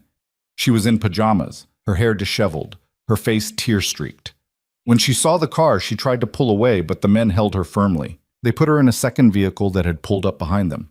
Jennifer was still crying, still protesting her innocence, but no one was listening. Alessandro climbed back into the car. Next one. They drove across the city, picking up the purchasing manager from a bar in Chelsea, the dock supervisor from his girlfriend's apartment in Queens. Each operation was smooth, professional, efficient. Each target was secured and removed before they could call for help or destroy evidence. By 1 a.m., they had 6 of the 7 suspects in custody. Victor's nephew was the last one. They met Victor outside a luxury high-rise in Battery Park City. He looked older than he had that morning, the weight of what he was about to do evident in every line of his face. He's on the phone, Victor said quietly. Calling someone. I couldn't hear who. Alessandro's expression darkened. How long? Started 2 minutes ago. Then we're out of time. He's warning someone. Alessandro moved toward the building. Which apartment? 12F. They took the elevator up in tense silence. When the doors opened on the 12th floor, Nina could hear David Castellano's voice from down the hall. Don't care what you have to do. Just get out of the city tonight. They know. They know everything. Alessandro didn't knock. He simply opened the door. Apparently David hadn't bothered to lock it, and walked into the apartment. David spun around, phone still to his ear. He was younger than Nina expected, maybe 30, with his uncle's sharp features and his own brand of arrogant charm. That charm died when he saw Alessandro. I'll call you back, David said into the phone, then hung up slowly. Uncle Victor, Mr. Moretti, this is unexpected. Who were you calling? Alessandro's voice was ice. No one, just a friend. Don't lie to me, David. Victor stepped forward. I taught you better than that. You taught me a lot of things. David's fear was giving way to anger. Like how to work in this organization for 5 years and still make poverty wages while men with half my talent make fortunes. Like how loyalty means serving the family while the family gets rich off your service. So you decided to steal instead. Victor's voice broke slightly.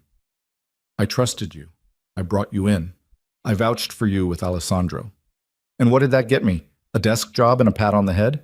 David laughed bitterly. I've watched you manage billions for this family. I've seen the money flow through accounts I'll never have access to. So yeah, I took some. I earned it. Alessandro moved closer. You earned nothing. You betrayed trust that takes years to build and seconds to destroy. And now you're going to tell me who you just warned. I'm not telling you anything. David, Victor's voice was pleading now. Please, if you cooperate, maybe we can work something out. Maybe. There's no working this out, Uncle Victor. You know how this ends. David looked at Alessandro. So go ahead. Do what you're going to do. But I'm not giving you anything. Nina saw Alessandro's expression change, saw the exact moment he decided David Castellano wasn't worth negotiating with. Marco, take him to the facility with the others. Start with isolation. No calls, no visitors, no communication. Let him think about his choices. David tried to run, made it 3 steps before Marco appeared in the doorway and caught him easily. The younger man struggled, shouting obscenities and threats, but Marco handled him like he was made of paper. They dragged him out, and the apartment fell silent. Victor sat down heavily on David's expensive couch. I should have seen it, should have known he was unhappy. This isn't your fault, Alessandro said. David made his choices. Now he lives with them. He's my sister's son. She'll never forgive me. She'll forgive you when she learns he was stealing and you stopped him. Alessandro's phone buzzed. He checked it, and his expression hardened. The warehouse operation went sideways. Torres had more men than we expected. There was a fight. Casualties? 3 of Torres's crew are down. Marco's team is fine, but Torres got away in the confusion. Nina felt her blood go cold. Got away where? Unknown, but he knows we're coming for him now, which means he's dangerous. Victor stood up. Torres knows about the foundation, knows the addresses of the shelters we fund, the people we help. Alessandro understood immediately. He'll go after soft targets, try to hurt us where we're vulnerable. We need to lock down the foundation office, put protection on Teresa and the shelters. Already calling it in. Alessandro was texting rapidly. Marco, get teams to every foundation-funded location in the city. Anyone affiliated with us gets protection until Torres is found. Nina thought of Teresa at the foundation office, of the mothers and children at the shelters. He'll go after them to get to you. Not if I find him first. Alessandro's voice was absolutely cold. Victor, take Nina back to the tower. Sophia will keep her and Rosie secure. I'm going after Torres myself. Alessandro, this is my responsibility, my organization, my failure to catch him earlier. I'm ending this tonight. They drove back to Manhattan in tense silence. Nina could feel the rage coming off Alessandro in waves, controlled but barely. Michael Torres had embarrassed him, had slipped away when he should have been caught easily. Men like Alessandro didn't tolerate embarrassment. Back at the tower, Sophia was waiting in the office with 2 of Alessandro's most trusted guards. She took one look at their faces and understood. How bad? Torres is in the wind, could be going after Foundation assets. Alessandro was already pulling up security feeds on his computer. I need you to lock down the building. No one in or out without my authorization. Already done, and I've called in extra security for the nursery. Nina's heart jumped. Rosie is fine. Marie's with her, and there are 4 men stationed outside. No one's getting near her. Sophia touched Nina's arm. I promise you, she's safe. Alessandro's phone rang. He answered it immediately. Tell me you found him. Nina watched his face as he listened, saw his expression grow darker with each second. When? A pause. How many? Another pause. I'm on my way. He hung up and looked at Victor. Torres just hit the women's shelter on 149th Street, the one where Nina stayed during her pregnancy. Nina's world tilted. Margaret. Everyone's fine. He showed up demanding money, claiming the foundation owed him for years of service. When they refused, he started destroying the place. Police are there now. Margaret was working tonight. Nina felt tears sting her eyes. She works Thursday nights. She could have been hurt. She wasn't. She's the one who called it in. Alessandro moved toward the elevator. But Torres is escalating. He's not thinking clearly, which makes him more dangerous. I'm coming with you, Nina said. Absolutely not. That shelter saved my life. Margaret saved my life. I'm not sitting here while Torres destroys the place and threatens the women there. Nina's voice was steel. I'm coming with you, or I'm going on my own. Your choice. Alessandro and Victor exchanged glances. She's stubborn, Victor observed. She's right. Alessandro looked at Nina. But you stay behind me at all times. You don't approach Torres. You don't engage. You're there as a witness, nothing more. Understood? Nina nodded. They took 2 cars this time. Alessandro's team in front, Victor's security in back. The drive to the Bronx took 20 minutes, every second feeling like an hour. When they arrived at the shelter, police cars were already there, lights flashing. The front windows had been smashed. Furniture lay scattered on the sidewalk. But the women and children who lived there were standing safely across the street, wrapped in blankets, being tended to by EMTs. Nina saw Margaret immediately, older than she remembered, grayer, but still with that same fierce determination that had helped Nina survive. Margaret! The older woman turned and her face transformed. Nina? Nina Hart? Oh, my dear, what are you doing here? They embraced, and Nina felt tears she'd been holding back finally break free.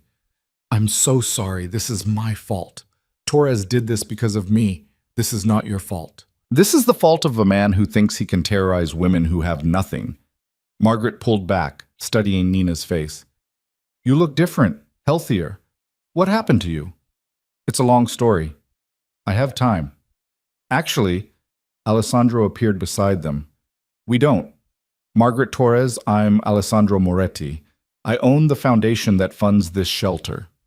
Margaret's expression went from warm to cautious in an instant. Everyone in the Bronx knew the Moretti name. Mr. Moretti, I've heard about you. I'm sure you have. I need to know everything about what happened here tonight. Where Torres went, what he said, anything that might help us find him. Margaret looked at Nina, clearly asking permission. It's okay, Nina said. He's helping me, helping all of us. Margaret nodded slowly, then gestured toward the destroyed shelter. He showed up around midnight, demanding to speak to whoever was in charge. I came down, and he started yelling about money he was owed, work he'd done. When I told him I didn't know what he was talking about, he lost it, started throwing things, breaking windows, said if the foundation wouldn't pay him, he'd take it out of the people we helped. Did he hurt anyone? No. We got everyone out through the back entrance as soon as we saw how unstable he was. Margaret's voice hardened. But he scared children, Mr. Moretti. Terrorized women who've already been through hell. For that alone, he deserves whatever's coming to him. He'll get it. I promise you that. Alessandro turned to Marco. Pull the security footage. I want to see which direction he went when he left. While Marco worked with the shelter's basic camera system, Alessandro made phone calls, mobilizing more resources. Nina stood with Margaret, watching the police take statements and the EMTs check the frightened residents. You're really working with him? Margaret asked quietly. With Alessandro Moretti? It's complicated. I bet it is. Margaret studied her. But you look stronger than you did, more sure of yourself, so whatever's happened, it's been good for you. Nina thought about the past week, the fear, the danger, the constant pressure, but also the purpose, the power of having resources behind her, the satisfaction of catching thieves and protecting people who needed it. Yeah, she said finally. It has been. Marco called Alessandro over to review the footage. Nina followed, watching over their shoulders as the grainy video showed Torres leaving the shelter and heading east on 149th Street. He's on foot, Marco observed. Car must be parked somewhere nearby. Or he's meeting someone. David was warning somebody on that phone call. Alessandro zoomed in on the timestamp. This was 40 minutes ago. He could be anywhere by now. Or he could still be close. Victor pointed at the screen. Torres is local. Grew up in Hunts Point. If he's running scared, he'll go somewhere familiar. Alessandro's eyes narrowed. The old warehouse district where we used to run operations before we moved to Brooklyn. Half those buildings are condemned now. Perfect place to hide. Perfect place to trap someone, too. Alessandro turned to his team. Marco, take 4 men and sweep the warehouse district. Victor, coordinate with the police. Let them know we're looking for Torres in connection with the shelter attack. Nina, I'm coming with you. Nina, this is different from picking up suspects in their apartments. Torres is armed and desperate. I can't guarantee your safety. Then don't. Just let me help. Alessandro looked like he wanted to argue, but something in Nina's expression stopped him. Fine. But you stay in the car. No exceptions. They loaded into the vehicles and drove deeper into Hunts Point, toward the industrial zone where old warehouses stood empty and forgotten. Nina knew this area, had walked past it during her pregnancy, thinking how surreal it was that there were parts of the Bronx that looked post-apocalyptic while other parts had million-dollar homes. Marco's voice crackled through the radio. Got a heat signature in the third warehouse from the river. Single person, second floor, northeast corner. Confirm it's Torres before you move in, Alessandro ordered. Copy that. They parked 3 blocks away and approached on foot. Alessandro kept Nina behind him, his hand resting on the gun at his hip. Through the broken windows of the warehouse, Nina could see light, a flashlight maybe, or a phone screen. Someone was definitely in there. Marco and his team surrounded the building silently, professional and efficient. Alessandro spoke into his radio, keeping his voice low. Marco, can you get eyes on the target? Confirming now. Stand by. The wait felt eternal. Nina's heart hammered in her chest, her breath coming short and fast. This was real. This was dangerous. 1 week ago, she'd been counting change for formula. Now she was standing outside a condemned warehouse while armed men hunted a fugitive. Her life had become unrecognizable. Confirmed. It's Torres. He's alone, appears unarmed, but we can't be sure. Alessandro's jaw tightened. Take him. Non-lethal, if possible. Marco's team moved in synchronized precision, disappearing into the warehouse through different entrances. Nina heard shouting, the sound of running footsteps, something heavy crashing. Then silence. We have him, Marco's voice came through the radio. He tried to jump out a window, broke his ankle in the fall, bringing him out now.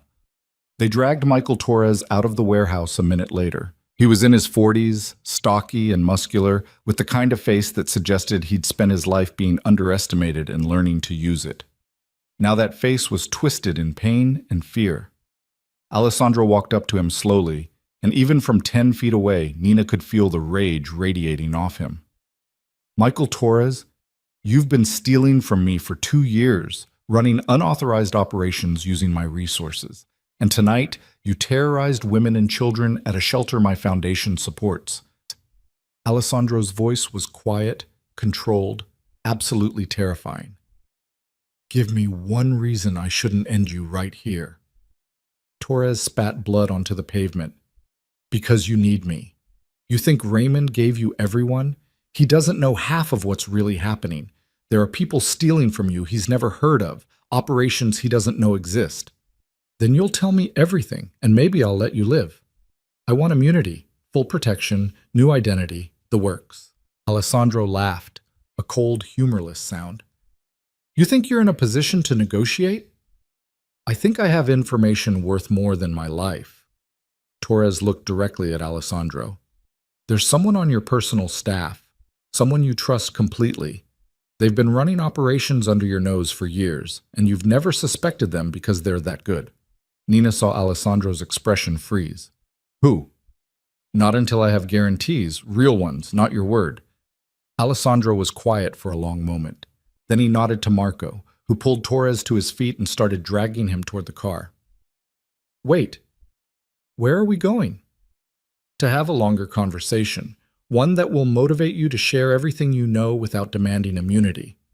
Alessandro's smile was ice. I find people become very cooperative when they realize what's at stake. They put Torres in a separate vehicle. Alessandro turned to Nina, his face carefully neutral. This is where you go home. What happens next isn't something you need to see. Nina thought about arguing, but something in Alessandro's eyes told her this was not a negotiation. Promise me you'll find out who it is, who's been stealing from the Foundation. I promise.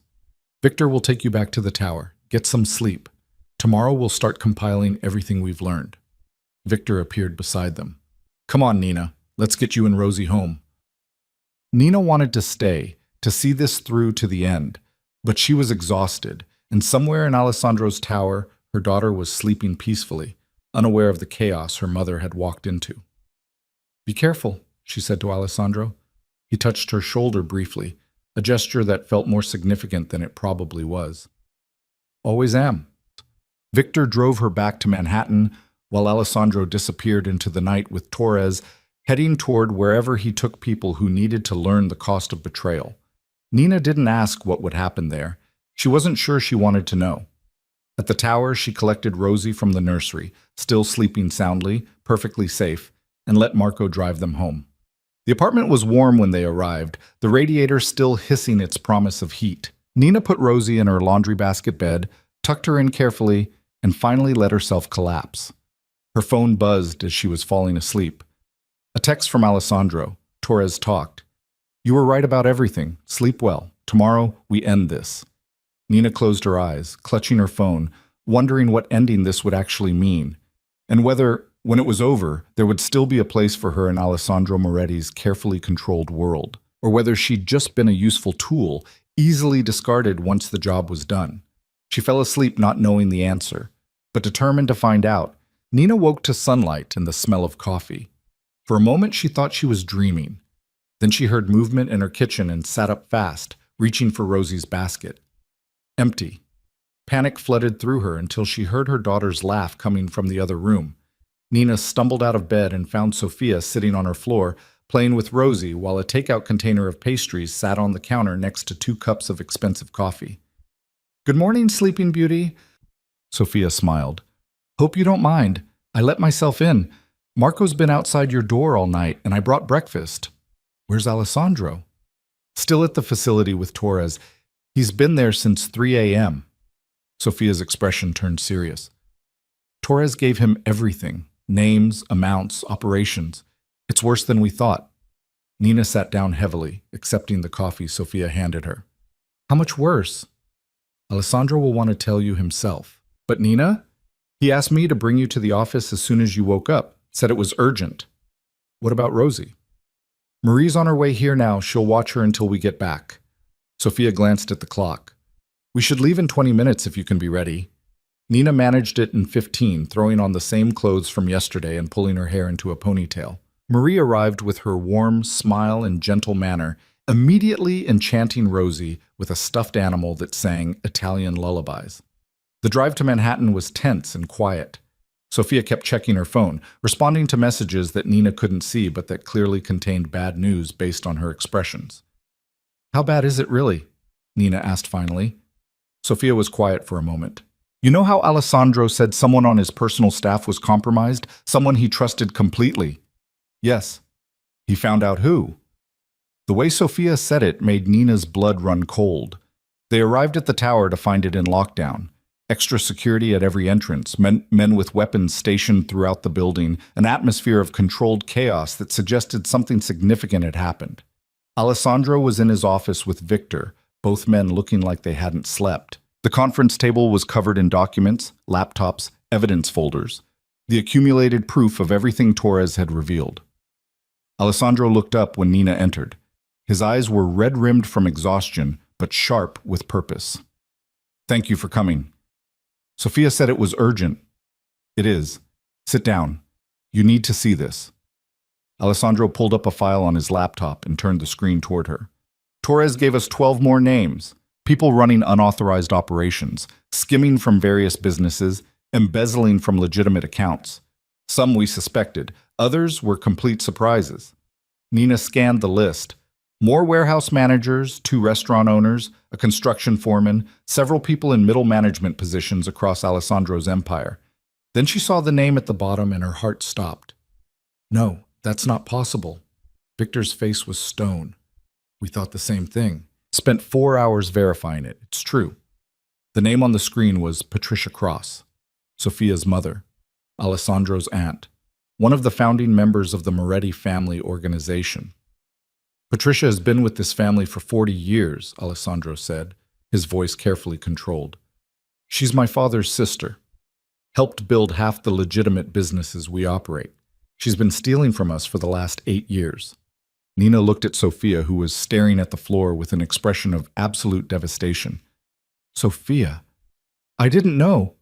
Sophia's voice was barely a whisper. "I swear I didn't know." "We know you didn't." Alessandro moved to his cousin, touching her shoulder gently. "This isn't your fault. Patricia made her choices." "How much did she take?" Nina asked. Victor pulled up another file. "Conservative estimate? 7 million over 8 years. She's been moving money through shell companies, falsifying contracts, creating phantom employees, and pocketing their salaries. She had access to everything because we trusted her completely." "Where is she now?" "At her home in Westchester. Doesn't know we found out yet." Alessandro checked his watch. "We're bringing her in at noon. I wanted you here because you're the one who started this investigation. You deserve to see it finished." Nina thought about Patricia Cross, the elegant woman in her 60s who occasionally appeared in the office, who'd smiled at Nina warmly when they'd been introduced, who'd helped build the foundation that was supposed to help desperate mothers, all while stealing millions from the very people she claimed to serve. "What happens to her?" Alessandro's expression went cold. "Same thing that happens to everyone who betrayed me. She answers for what she's done." "But she's family. Family means loyalty. Patricia chose money over loyalty. That makes her a thief, not family." Alessandro's voice was final. "Victor and I will handle the pickup. You'll stay here with Sophia and compile the final evidence report. Everything we've found, everyone we've caught, all of it documented and ready for the FBI." "You're turning them all over to federal authorities?" "Some of them. The ones who stole from the foundation, from legitimate businesses, they face legal consequences. The others," Alessandro's smile was ice, "they face me." Nina understood what he wasn't saying. Some crimes would be prosecuted. Others would be handled internally, in ways the FBI would never hear about. She should have been horrified. Instead, she felt satisfied. These people had stolen from the vulnerable, had terrorized women and children, had betrayed trust for money. Whatever Alessandro did to them was justice of a kind the legal system would never provide. "I'll have the report ready by end of day," Nina said. Alessandro nodded. "Good. Victor, let's move. I want Patricia here by 1 p.m. They left, and Nina found herself alone with Sophia in the conference room, surrounded by evidence of betrayal. "I'm sorry," Nina said quietly. "I know she's your mother." "She stopped being my mother the day she decided stealing was more important than integrity." Sophia's voice was hard, but tears streaked her face. "I've spent my whole life trying to prove the Moretti family could be better than our reputation, trying to show we could do good, help people, make a difference. And my own mother was undermining all of it." "This isn't your fault, isn't it? I'm the one who convinced Alessandro to expand the foundation, to fund more shelters, to help more women. If I hadn't pushed for growth, maybe Patricia wouldn't have had access to steal so much. Or maybe she would have found another way. Thieves always do." Nina sat down beside her. "You created something good. Don't let your mother's choices destroy that." Sophia wiped her eyes. "You sound like Alessandro. He's been teaching me a lot about not apologizing for other people's betrayals." They worked in silence for the next 2 hours, Nina compiling evidence while Sophia made calls to secure the foundation's operations and ensure the shelters would continue functioning despite the chaos.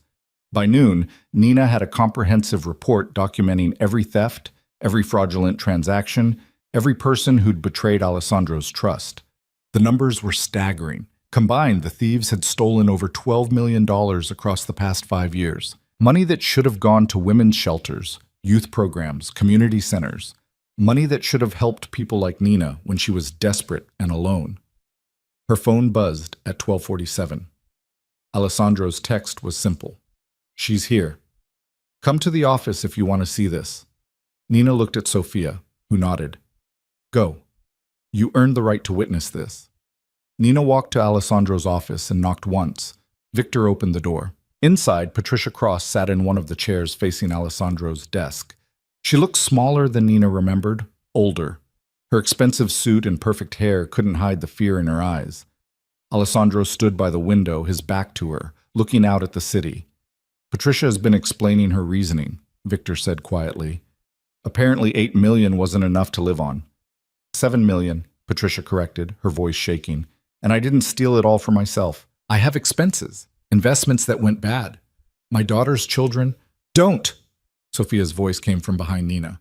She'd followed after all, unable to stay away. "Don't you dare use my children as an excuse for what you did." Patricia's face crumpled when she saw her daughter. "Sophia, please, you have to understand. I understand that you betrayed everything this family stands for. I understand that you stole from women who needed help. I understand that you looked me in the eye every day and lied." Sophia's voice was ice. "What I don't understand is how you could do it and still sleep at night. I built this family." Patricia's fear was giving way to anger. "I worked beside your father for 40 years, Alessandro. I helped create the legitimate businesses, the clean operations. I earned that money. You earned a salary, a generous one. What you stole was mine to distribute, not yours to take." Alessandro finally turned to face her. "You had everything, Patricia, respect, power, wealth, and you threw it away for money you didn't need. Easy for you to say. You're the boss. You get everything while the rest of us fight for scraps." "Scraps?" Victor's voice was sharp. "You made $300,000 a year in salary alone. You had company cars, expense accounts, benefits most people only dream of. You were rich by any standard except your own greed." Patricia seemed to realize then that there would be no sympathy, no understanding. Her expression hardened. "So what now? You kill me? Make me disappear like you do everyone who crosses you?" Alessandro studied her for a long moment. "No. You're family, even if you don't deserve to be. So you get a choice. You can face federal prosecution for fraud, embezzlement, and money laundering. Take your chances with a jury and probably spend the next 20 years in prison. Or you return every dollar you stole, sign over every asset you own to the foundation, and disappear. Leave New York, leave the country if you want. But you never come back. You never contact Sophia or her children. You never use the Moretti name again. You become no one. That's not a choice. It's more mercy than you deserve." Alessandro's voice was final. "Victor has the paperwork ready. You have until 5 p.m. to decide. After that, the FBI gets everything, and you take your chances with the justice system." Patricia looked at her daughter, clearly hoping for intervention. Sophia turned and walked out without a word. "I'll sign," Patricia whispered. "I'll sign whatever you want." "Good. Victor will handle it. Marco will escort you to your home to collect personal items only. You leave tomorrow morning. If you're still in the country by next week, the deal is void." Alessandro moved to his desk and sat down, effectively dismissing her. "You're very lucky I loved your brother enough to spare you. Don't make me regret it." Victor led Patricia out, and Nina found herself alone with Alessandro. He looked exhausted, drained in a way that had nothing to do with lack of sleep and everything to do with the weight of betrayal. "You okay?" Nina asked quietly. "I will be." He rubbed his eyes. "Patricia helped raise me after my father went to prison. She was like a second mother, and she stole from the foundation I built to honor my actual mother's memory." "I'm sorry." "Don't be. This is the life I chose. Trust comes with the risk of betrayal." Alessandro looked at her. "But you were right about all of it. The patterns, the theft, the people involved. Without you, Patricia might have stolen for another 8 years. I just followed the numbers. You did more than that. You cared about the people being hurt. That's what made the difference. Alessandro stood and moved to the window again. The FBI is coming tomorrow to take statements about Cordova Financial and the others we're prosecuting. You'll need to testify eventually. I can do that. And the foundation needs a new director. Teresa's good at the day-to-day operations, but she doesn't have the financial oversight expertise we need. Alessandro turned to face her. I want you to take the position. Nina's breath caught. What? Director of the Moretti Foundation. Full salary, benefits, authority to oversee all financial operations and program development. You'd be responsible for making sure the money we donate actually reaches the people who need it. Alessandro, I'm not qualified. You're more qualified than anyone else I know. You found millions in theft that my entire security team missed. You understand the work because you've lived it, and you care about the mission in a way no one else could. He moved closer. I need someone I can trust completely. Someone who won't be compromised or corrupted. Someone who remembers what it's like to count change for baby formula. Nina thought about it. A real job with a real salary, doing work that actually mattered. No more unemployment checks, no more eviction notices, no more wondering how they'd survive. What about Rosie? The nursery is part of your benefits. Marie stays on full-time if you want her, and you'd have resources to actually help people. Funding for shelters, programs for single mothers, support for women trying to rebuild their lives. Alessandro's expression softened. You could be for other women what Margaret tried to be for you. Nina felt tears sting her eyes. A week ago, she'd been invisible. A failed accountant, a struggling mother, someone the world had decided didn't matter. Now Alessandro Moretti was offering her the chance to matter, to help, to make a real difference. Yes, she whispered. Yes, I'll do it. Alessandro smiled, a real smile, the first she'd seen from him. Good. You start Monday. Victor will handle the transition, get you set up with everything you need. Thank you for everything, for the formula, for the job, for showing up when you asked for help. Alessandro's smile turned wry. Thank you for sending that text to the wrong number. Best mistake anyone's ever made. They stood in silence for a moment, the city stretching out below them through the floor-to-ceiling windows. What happens now? Nina asked. With all the people you caught? Raymond, Torres, and the others who stole from the foundation go to the FBI. They'll face federal charges. The ones who ran unauthorized operations in my other businesses? Alessandro's expression went cold. They answer to me. Some will pay back what they stole and be allowed to leave. Others won't be so lucky. And David, Victor's nephew? Victor wants to handle that personally. I'm letting him. Family betrayal cuts deeper than any other kind. Nina understood that now better than she ever wanted to. Her phone buzzed. A text from Marie saying Rosie was awake and asking when Nina would be back. I should go. Get Rosie. Let you handle everything else. Marco will drive you. And Nina? Alessandro caught her arm gently as she moved toward the door. You're under Moretti protection permanently now.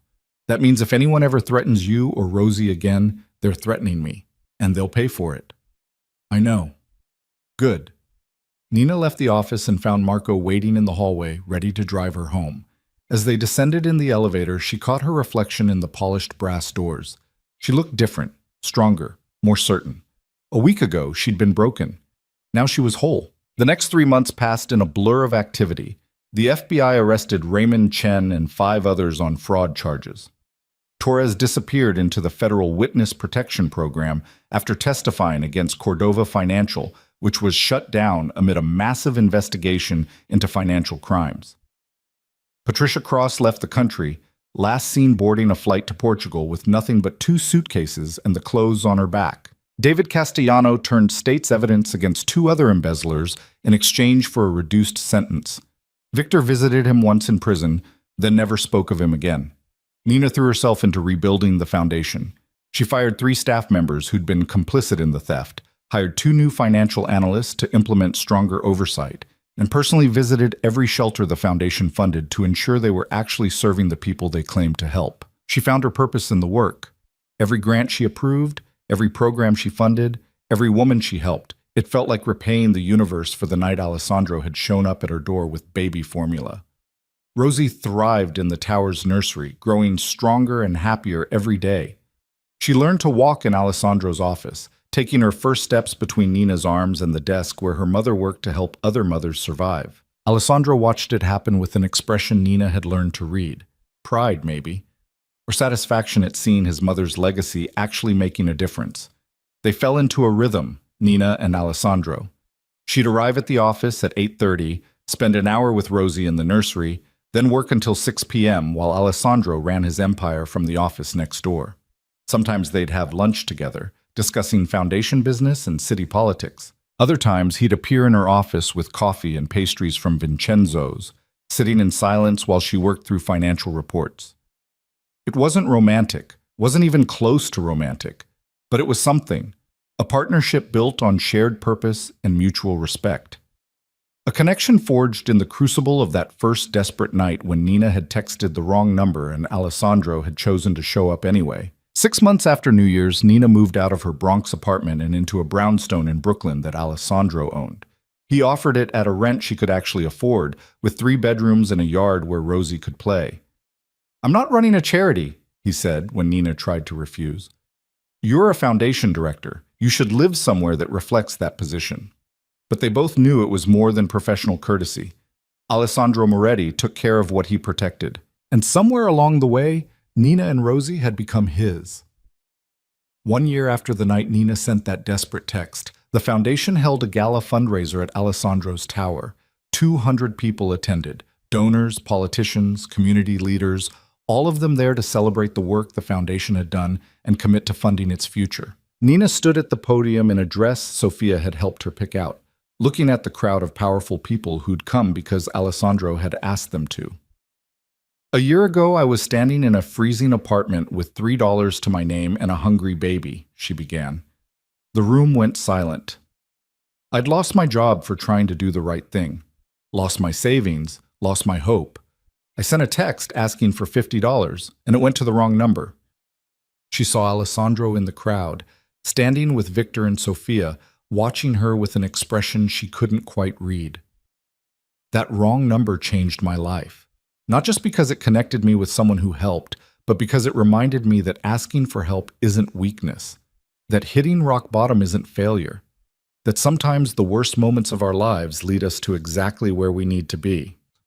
Nina looked at the faces in the crowd, women she'd helped through the foundation, mothers who'd been where she was, children who'd been saved because someone cared enough to fund the shelters that kept them safe. "This foundation exists to help women who are standing where I stood, who are desperate and alone and wondering if they'll survive the night. Because of your generosity, because of your support, they will survive. They'll more than survive. They'll rebuild. They'll thrive. They'll become directors of foundations and mothers of happy children, and proof that one act of kindness can change everything." The applause was deafening. After the speeches, after the donations were pledged and the deals were made, Nina found Alessandro on the balcony overlooking the city. "Thank you," she said quietly, "for everything. For showing up that night, for giving me this chance. You earned this, every bit of it." Alessandro looked at her.